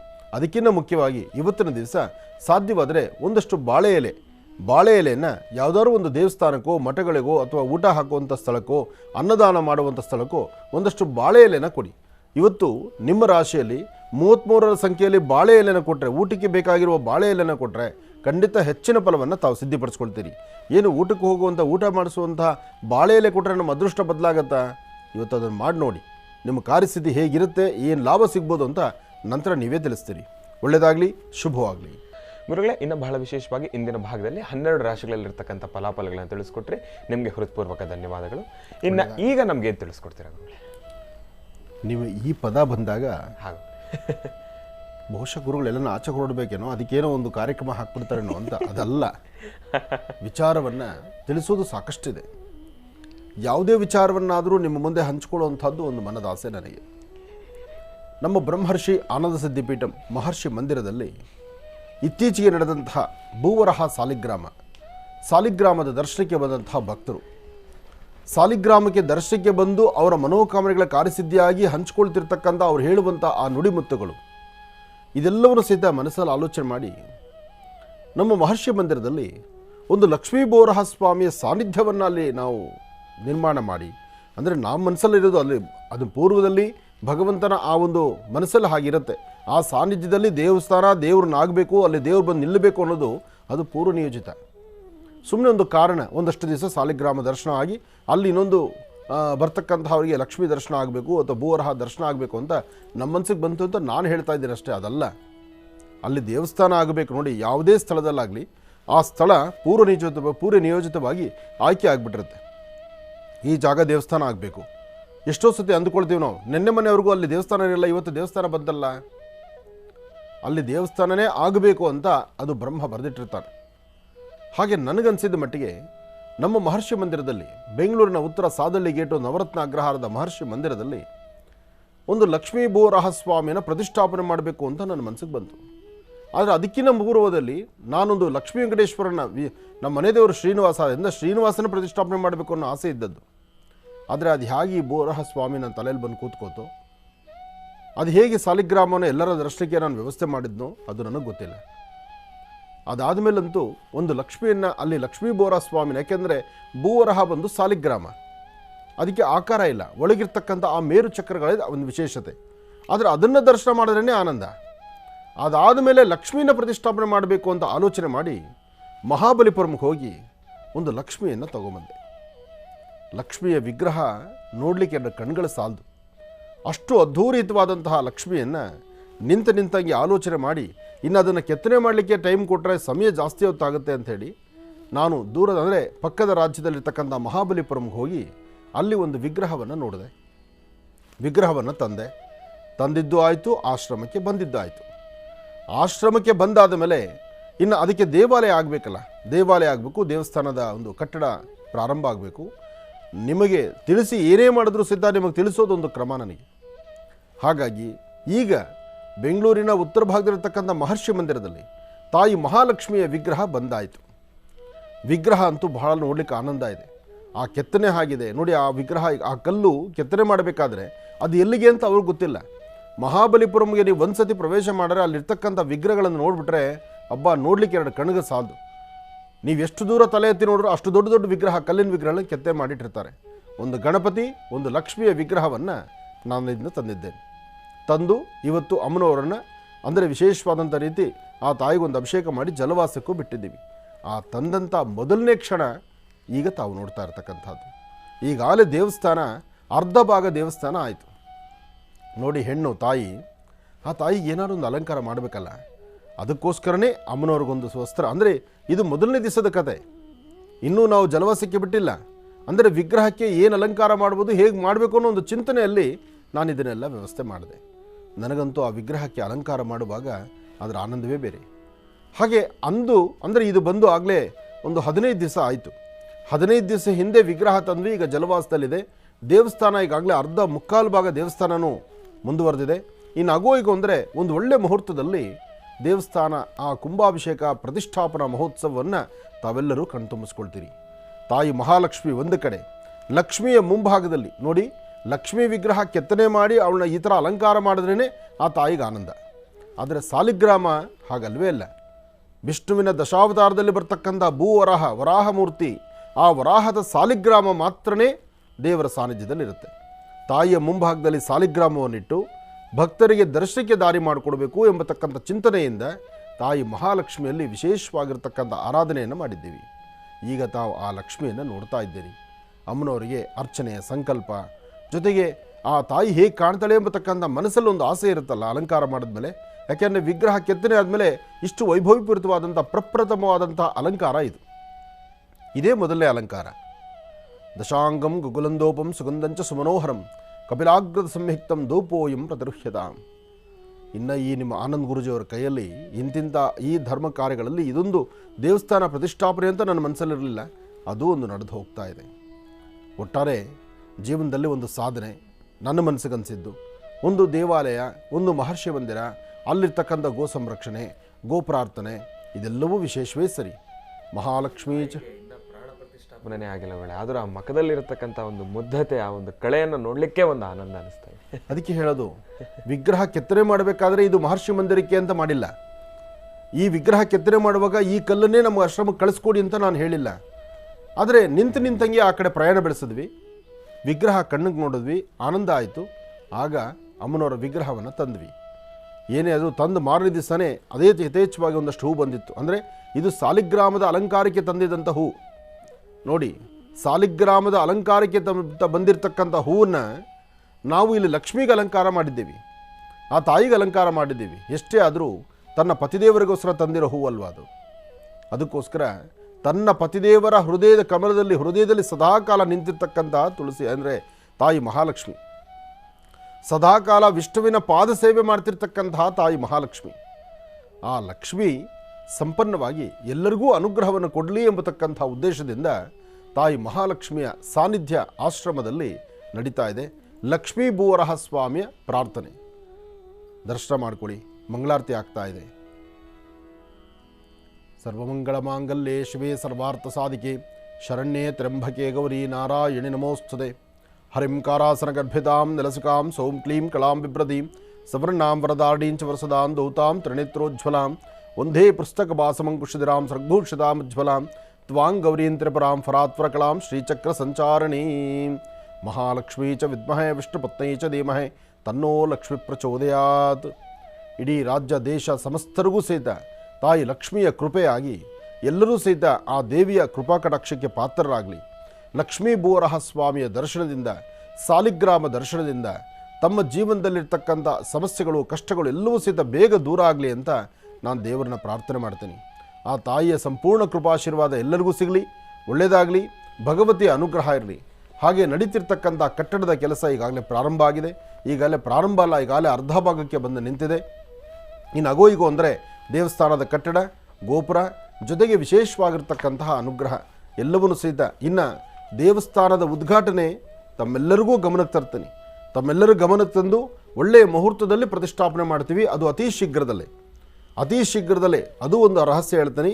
ಇದೇ ಬರ್ತಕ್ಕಂಥ ಶ್ರಾವಣ ಮಾಸದಲ್ಲೇ ಪ್ರಾರಂಭವಾಗಿ ಶ್ರಾವಣ ಮಾಸದಲ್ಲೇ ಲೋಕಾರ್ಪಣೆ ಆಗ್ತಿರ್ತಕ್ಕಂಥ ಈ ಒಂದು ವಿಶೇಷವಾದಂಥ ಲಕ್ಷ್ಮೀ ಬೋರಹ ಸ್ವಾಮಿ ಸಾನ್ನಿಧ್ಯ. ಈಗಾಗಲೇ ಸಾಕಷ್ಟು ಜನ ನಿಮ್ಮ ಸಹಾಯಸ್ಥವನ್ನೂ ನೀಡ್ತಾ ಇದ್ದೀರಿ. ಬಂದು ನೀವೇ ಸ್ವತಃ ನಿಮ್ಮ ಶಕ್ತಿಯಾನುಸಾರ ₹1 ಸಹಿತ. ಇನ್ನೊಂದು ವಿಚಾರ ಹೇಳಬೇಕು ನೋಡಿ, ಹುಣಸೂರಿಂದ ನಿನ್ನೆ ಅಷ್ಟೇ ಒಬ್ಬರು ಮಂಗಳಮುಖಿಯವರು ಬಂದು ಅವರು ಸಹಿತ ಒಂದು ₹10,001. ಆ ಮಂಗಳಮುಖಿ ಆ ತಾಯಿ ಏನು ಕಷ್ಟ, ಅವ್ರ ಕಷ್ಟವೇ ಬೇರೆ ಇರುತ್ತೆ. ಅವರು ಸಹಿತ ನನ್ನೊಂದು ಸೇವೆ ಇರಲಿ ಅಂತ ಬಂದಂತಹದ್ದು ನನ್ನ ಹೃದಯ ಮುಟ್ಟಿರುವಂತಹದ್ದು. 500 ಆಗಲಿ, ₹1 ಆಗಲಿ, ₹2 ಆಗಲಿ, ಏನು ಕೊಟ್ಟರು ಆ ದೇವಸ್ಥಾನದ ಒಂದು ನಿಧಿಗೆ ಸಂಬಂಧಪಡ್ತಕ್ಕಂಥದ್ದು. ಆಶ್ರಮದಲ್ಲಿ ಪ್ರಾರಂಭ ಆಗಿದೆ ದೇವಾಲಯ. ಅದಕ್ಕಾಗಿ ನಿಮ್ಮೆಲ್ಲರ ಸಹಿತ ಒಂದು ಸಹಾಯಸ್ಥನೂ ಇರಲಿ. ಜೊತೆಗೆ ಬಂದು ಭಗವಂತನ ದರ್ಶನ ಮಾಡಿ. ನಿಮ್ಮ ಕಷ್ಟ ಬೇಗ ದೂರ ಆದರೆ ನಮಗದೇ ಸಂತೋಷ. ಯಾಕೆಂದರೆ ಆ ಬೋರಹ ಸಾಲಿಗ್ರಾಮ ದರ್ಶನದಿಂದ ಎಲ್ಲರೂ ತಮ್ಮ ತಮ್ಮ ಕಾಯಕವನ್ನು ಸಿದ್ಧಿಪಡಿಸ್ಕೊಳ್ತಿದ್ದಾರೆ. ಆ ಕಾಯಕ ನಿಮ್ಮೆಲ್ಲರಿಗೂ ಒಳ್ಳೆಯದಾಗಲಿ, ಶುಭವಾಗಲಿ. ಇನ್ನು ಇವತ್ತು ಸಾಕಷ್ಟು ಮಹತ್ವಪೂರ್ಣ ಮಾಹಿತಿಗಳನ್ನು ತಿಳ್ಕೊಂಡಿದ್ದೇವೆ, ರಾಶಿಫಲಗಳನ್ನು ತಿಳ್ಕೊಂಡಿದ್ದೇವೆ, ತಾಯಿ ಮಹಾಲಕ್ಷ್ಮಿಯ ದರ್ಶನವನ್ನು ಕೂಡ ಮಾಡಿದ್ದೇವೆ. ಇನ್ನು ಈಗ ಕಾರ್ಯಕ್ರಮದಲ್ಲಿ ಮತ್ತೊಂದು ಕರೆ ಸಿದ್ಧವಾಗಿದೆ, ಬನ್ನಿ ಸ್ವೀಕರಿಸೋಣ. ಹಲೋ ಹಲೋ ಸರ್, ನಮಸ್ತೆ. ಚೆನ್ನಾಗಿದ್ದೀರಾ? ಚೆನ್ನಾಗಿದ್ದೀನಿ ಗುರುಜಿ. ಎಲ್ಲಿಂದ ಕರೆ ಮಾಡ್ತಿದ್ದೀರಿ? ನಾನು ಶಿವಮೊಗ್ಗದಿಂದ ಗುರುಜಿ. ಶಿವಮೊಗ್ಗದಿಂದ. ಸರ್, ತಮ್ಮ ಹೆಸರು? ಮನೋಹರ್ ರಾವ್ ಅಂತ. ಮನೋಹರ್ ರಾವ್ ಅಂತೇಳಿ. ಯಾರ ಬಗ್ಗೆ ತಿಳ್ಕೊಳ್ಬೇಕಾಗಿತ್ತು? ನನ್ನ ಬಗ್ಗೆನೇ ಗುರುಜಿ. ಓಕೆ, ಗುರುಜಿ ಅವ್ರು ನಮ್ಮ ಜೊತೆ ಇದ್ದಾರೆ, ಮಾತಾಡಿ. ಹಲೋ ಹಲೋ, ನಮಸ್ತೆ ಗುರುಜಿ. ನಿಮ್ಮ ಪಾದಗಳು ಕೋಟಿ ಕೋಟಿ ನಮಸ್ಕಾರಗಳು. ನಮಸ್ತೆಪ್ಪ, ಚೆನ್ನಾಗಿದ್ದೀರಾ? ಗುರುಜಿ, ಚೆನ್ನಾಗಿರ್ತೀನಿ. ಮತ್ತೆ ಆರೋಗ್ಯದಲ್ಲಿ ಒಂದೊಂದೇ ತೊಂದರೆ ಆಗ್ತಾ ಇರುತ್ತೆ. ಏನು ಸಮಸ್ಯೆ ಇದೆ? ಮನೆಯಲ್ಲಿ ಇದು ಅಕ್ಕಿ ಅನ್ನ ಮಾಡಿದಾಗ ಕೆಂಪಾಗೋದು, ಕಾಯಿ ಕೆಂಪಾಗೋದು, ಕೆಲಸ ನಡೀತಾ ಇರುತ್ತೆ, ಮತ್ತೆ ಸ್ಲೋ ಆಗುತ್ತೆ. ಏನು ತಮ್ಮ ಉದ್ಯೋಗ? POP ಕೆಲಸ ಮಾಡ್ಸೋದು ಗುರುಜಿ. POP. ಬಹುಶಃ ನಿಮ್ಮ ಕೈ ಕೆಲಸ ನೋಡಿ, ನಿಮ್ಮಲ್ಲಿರ್ತಕ್ಕಂಥ ವರ್ಚಸ್ ನೋಡಿ, ನಿಮ್ಮ ಸುತ್ತಮುತ್ತವರೇ ಇದು ನೋಡಿ. ಸಾಮಾನ್ಯಕ್ಕೆ ಈ ಕಾಯಿ ಕೆಂಪಾಗೋದಾಗಲಿ, ಅನ್ನ ಕೆಂಪಾಗುವಂಥದ್ದಾಗಲಿ, ರಾತ್ರಿ ಮಾಡಿಟ್ಟಿರ್ತಕ್ಕಂಥ ಅನ್ನ ಬೆಳಗ್ಗೆ ನೋಡ್ರೆ ಎಲ್ಲ ಒಂಥರ ಈ ಕುಂಕುಮದ ಕಲರ್ ಬಂದುಬಿಡುತ್ತೆ. ಈ ಥರ ಎಲ್ಲ ಆಗೋದೇನಪ್ಪ ಅಂದರೆ ಇದು ತಂತ್ರಸಾರಗಳಂತೂ ಇದು ಕಟ್ಟಿಟ್ಟು ಬುತ್ತಿ ಇದು. ಆದರೆ ಒಬ್ಬ ಮನುಷ್ಯನ ಅಭಿವೃದ್ಧಿಯನ್ನು, ಮನುಷ್ಯನ ಏಳಿಗೆಯನ್ನು ಸಹಿಸಕ್ಕಾಗ್ದಿರ ಇಂತಹ ನೀಚ ಕೃತ್ಯಗೆ, ನೀಚ ಕೆಲಸ ಕೈ ಹಾಕ್ತಾರಲ್ಲ, ಏನು ಹೇಳೋಣ? ಇದು ಒಂದು ಸತಿ ಆದರೆ ಸರಿ, 2 ಸತಿ ಆದರೆ ಸರಿ, ಪದೇ ಪದೇ ಇಂಥ ತಪ್ಪುಗಳನ್ನು ಮಾಡ್ತಾನೆ ಇರ್ತಾರೆ. ನಾನು ಕಾರ್ಯಕ್ರಮದಲ್ಲಿ ಸಾಕಷ್ಟು ಬಾರಿ ಹೇಳ್ತೇನೆ, ಒಬ್ಬ ಮನುಷ್ಯನ ಅಭಿವೃದ್ಧಿ ಬಗ್ಗೆ ನಿಮಗೆ ಬೇಕಿಲ್ಲ, ನಿಮ್ಮ ಅಭಿವೃದ್ಧಿ ಬಗ್ಗೆ ನಿಮ್ಮ ಚಿಂತನೆ ಮಾಡಿ. ಒಬ್ಬ ಮನುಷ್ಯನನ್ನು ಕಟ್ಕೊಂಡು ನಿಮಗೇನಾಗಬೇಕಾಗಿದೆ? ಒಬ್ಬರು ಒಂದು ಹೆಜ್ಜೆ ಮುಂದಕ್ಕೆ ಹಾಕ್ಬೇಕಾದ್ರೆ ಅವ್ರು ಶ್ರಮದಿಂದ ಹಾಕಿರ್ತಾರೆ, ಅದನ್ನು ಅರ್ಥ ಮಾಡ್ಕೊಳ್ಳಲ್ಲ. ನಮ್ಮ ಮುಂದೆ ಯಾರೂ ಮುಂದೆ ಬೆಳಿಬಾರ್ದು, ನಮ್ಮ ಮುಂದೆ ಇನ್ನೊಬ್ರು ಅಭಿವೃದ್ಧಿ ಆಗಬಾರ್ದು, ಬೆಳಿಬಾರ್ದು. ಈ ಚಿಂತನೆ ತುಂಬ ಜನದ ಮನಸ್ಸಲ್ಲಿದೆ. ಅದು ಯಾವತ್ತಿಗೂ ಅಕ್ಷಮ್ಯ ಅಪರಾಧ, ಅದು ಮಾಡಬಾರ್ದು, ತಪ್ಪದು. ಆದರೆ ನಿಮಗೆ ಇಲ್ಲ, ಇದಕ್ಕೆ ಭಾಳ ಸಿಂಪಲಾಗಿ ಒಂದು ರೆಮಿಡಿ ಹೇಳ್ತೀನಿ ನಾನು. ಇದು ನಿಮಗೆ ಅಂತಲ್ಲ, ಯಾರೊಬ್ಬರು ಇಂಥ ಸಮಸ್ಯೆಯಲ್ಲಿದ್ದರೂ ಮನೆಯಲ್ಲಿ ಮಾಡಬೇಕಾಗಿರ್ತಕ್ಕಂಥದ್ದು. ಯಾರ ಮನೆಯಲ್ಲಿ ಅನ್ನ ಕೆಂಪಾಗುತ್ತೆ, ಯಾರ ಮನೆಯಲ್ಲಿ ಕಾಯಿ ಹೊಡೆದ್ರೆ ಕೆಂಪು ಆಗುವಂಥದ್ದು ಇರುತ್ತೆ, ಅಥವಾ ಮನೆಯಲ್ಲಿ ಒಂಥರ ದುರ್ವಾಸನೆ ಶುರುವಾಗಿರುತ್ತೆ, ಮನೆಯಲ್ಲಿ ಒಂಥರ ಯಾವಾಗಲೂ ಮಂಕಾಗಿರೋ ಪರಿಸ್ಥಿತಿ ಇರುತ್ತೆ, ಅಂತಹ ಅವರ ವಾಸ್ತುಗೃಹಗಳಲ್ಲಿ ಮೊದಲು ಮಾಡುವಂಥ ಕೆಲಸ, ಮೊದಲು ಒಂಚೂರು ಗೋಮೂತ್ರ ಅರಿಶಿಣವನ್ನು ತಂದು ಮನೆಗೆಲ್ಲ ಪ್ರೋಕ್ಷಣೆ ಮಾಡಿ. ಮನೆಯ ಪ್ರಧಾನ ದ್ವಾರ ವಾಸ್ಕಲ್ಗೆ ಒಂಚೂರು ಗೋಮೂತ್ರ ಅರಿಶಿಣದಿಂದ ಶುದ್ಧಿ ಮಾಡಿ. ಅದಾದ ನಂತರ ಮನೆ ಮುಂದ್ಗಡೆ ಒಂದು 6 ರೇಖೆ ಇರುವಂಥ ನಕ್ಷತ್ರದ ರಂಗೋಲಿ ಹಾಕಿ. ಮನೆಯ ಮುಂದೆ 6 ರೇಖೆ ಇರುವಂಥ ನಕ್ಷತ್ರದ ರಂಗೋಲಿ ಹಾಕಿ ಮಾವಿನ ಸೊಪ್ಪು ತೋರಣ ಕಟ್ಟಬೇಕು. ಮಾವಿನ ಸೊಪ್ಪು ತೋರಣ ಕಟ್ಟೋದು 2 ಥರ ಅನುಕೂಲ ಇದೆ. ಒಂದು, ಅಲ್ಲಿರ್ತಕ್ಕಂಥ ನೆಗೆಟಿವ್ಸ್ನ ಒಡೆದೋಡಿಸುತ್ತೆ. ಎರಡನೇದು, ಒಂದು ಸ್ಥಿರವಾದಂಥ ಒಂದು ಶುಭದ ಸಂಕೇತವಾಗಿ ತಾಯಿ ಲಕ್ಷ್ಮಿಯನ್ನು, ಆ ಸಾನ್ನಿಧ್ಯಕ್ಕೆ ಒಂದು ಶಕ್ತಿಯನ್ನು ಆವಾಹನೆ ಮಾಡುತ್ತೆ. ಅದಾದ ನಂತರ ಮನೆಯಲ್ಲಿ ಮನೆ ದೇವ್ರ ಮುಂದೆ 2 ದೀಪ ಅಂಟಿಸಿ. ಒಂದು ಬಾಳೆ ಎಲೆ ಅಥವಾ ಮುತ್ತುಗದ ಎಲೆ, ಮುತ್ತುಗ ಬಾಳೆ ಎರಡರಲ್ಲಿ ಒಂದೇ ಆಗಿರಬೇಕು. ಮುತ್ತುಗ ಆದರೂ ಸರಿ ಅಥವಾ ಬಾಳೆ ಆದರೂ ಸರಿ, ಆ ಎಲೆನ ತರಿಸಿ. ಸುಮಾರು ಒಂದು ಅರ್ಧ ಕೆಜಿಯಷ್ಟು ಅಕ್ಕಿ, ಅರ್ಧ ಕೆಜಿಯಷ್ಟು ಅಕ್ಕಿಯನ್ನು ಅನ್ನ ಮಾಡಿ. ಅನ್ನದ ಪಾತ್ರೆಯಲ್ಲಿ ಒಂದು ಅಗಳು ಇರಬಾರ್ದು. ಎಲ್ಲ ಅನ್ನವನ್ನು ಆ ಎಲೆ ಮೇಲೆ ಹಾಕ್ಕೋಬೇಕು. ಎಲೆ ಅಂದರೆ ಪಾತ್ರೆಯಲ್ಲಿ ಒಂದು ಅಗಳು ಉಳಿಸ್ಕೊಳ್ದಿರ ಎಲ್ಲ ಅನ್ನವನ್ನು ಸಹಿತ ಆ ಎಲೆ ಮೇಲೆ ಹಾಕಿ, ಎಲೆಯ ಮಧ್ಯದಲ್ಲಿ ಒಂದಷ್ಟು ಮೊಸರು ಹಾಕ್ತಕ್ಕಂಥ, ಅಂದರೆ ಅನ್ನದ ಮಧ್ಯದಲ್ಲಿ ಮೊಸರು ಹಾಕಬೇಕು. 2 ನಿಂಬೆಹಣ್ಣು ತೊಗೊಂಡು 4 ಪೀಸ್ ಮಾಡಬೇಕು. 2 ನಿಂಬೆಹಣ್ಣು 4 ಪೀಸು, ಅದನ್ನು 4 ದಿಕ್ಕಲ್ಲಿಡಿ. ಅದರ ಮೇಲೆ ಅರಿಶಿಣ ಹಾಕಿ ಸ್ವಲ್ಪ ಮಧ್ಯದಲ್ಲಿ ಒಂಚೂರು ಕುಂಕುಮನೂ ಹಾಕಿ. 2 ಊದ್ಕಡ್ಡಿ ತೊಗೊಳ್ಳಿ. ಮನೆಯ ಮೂಲೆಗಳಲ್ಲೂ ಸಹಿತ ಊದ್ಕಡ್ಡಿನ ಓಡಾಡಿಸಿ, ಅದರ ಧೂಪ ಓಡಾಡುವಾಗಲೇ ಆ 2 ಊದ್ಕಡ್ಡಿನ ತಂದು ಅನ್ನದ ಮೇಲೆ ಸಿಕ್ಕಿಸಿ. ಇದಾದ ನಂತರ ಮನೆಯಲ್ಲಿರ್ತಕ್ಕಂಥ ಪ್ರತಿಯೊಬ್ಬರು ಜೇನುತುಪ್ಪವನ್ನು ತೆಗೆದುಕೊಂಡು ನಿಮ್ಮ ಕಿರುಬೆರಳ ಮೇಲೆ, ಜೇನುತುಪ್ಪವನ್ನು ಕಿರುಬೆರಳ ಮೇಲೆ ನೋಡಿ, ನಿಮ್ಮ ಈ ಕಿರುಬೆರಳ ಮೇಲೆ 2 ಹನಿ ಜೇನುತುಪ್ಪ ಬೀಳಬೇಕು. ಆ ಬೀಳುವಂಥ ಜೇನುತುಪ್ಪ, ಕಿರುಬೆರಳ ಮೇಲೆ ಬಿದ್ದಂಥ ಜೇನುತುಪ್ಪ ಇದು ಅನ್ನದ ಮೇಲೆ ಬೀಳಬೇಕು.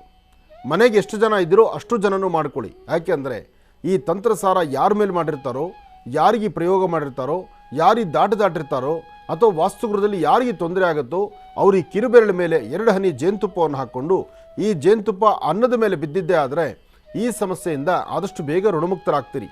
ಅದಾದ ನಂತರ ಕೈಕಾಲು ಮುಖ ತೊಳ್ಕೊಂಡು ಪುನಃ ಒಂದು ದೇವರಿಗೆ ನಮಸ್ಕಾರ ಮಾಡಿ ಬೆಳಗ್ಗೆಯಿಂದ ಸಂಜೆವರೆಗೂ ಅಲ್ಲೇ ಇಟ್ಟು ಸಂಜೆ ಸೂರ್ಯಾಸ್ತಮ ಆದಮೇಲೆ ಅನ್ನವನ್ನು ಯಾರೂ ತುಳಿದಿದ್ದಂಥ ಸ್ಥಳಕ್ಕೆ ತೆಗೆದುಕೊಂಡು ಬಿಟ್ಟು ಬನ್ನಿ. ಇಷ್ಟು ಕೆಲಸನ 3 ಬಾರಿ ಮಾಡಿ ನೀವು ಆನಂದವಾಗಿರ್ತೀರಿ, ಚೆನ್ನಾಗಿರ್ತೀರಿ. ಒಳ್ಳೆಯದಾಗಲಿ.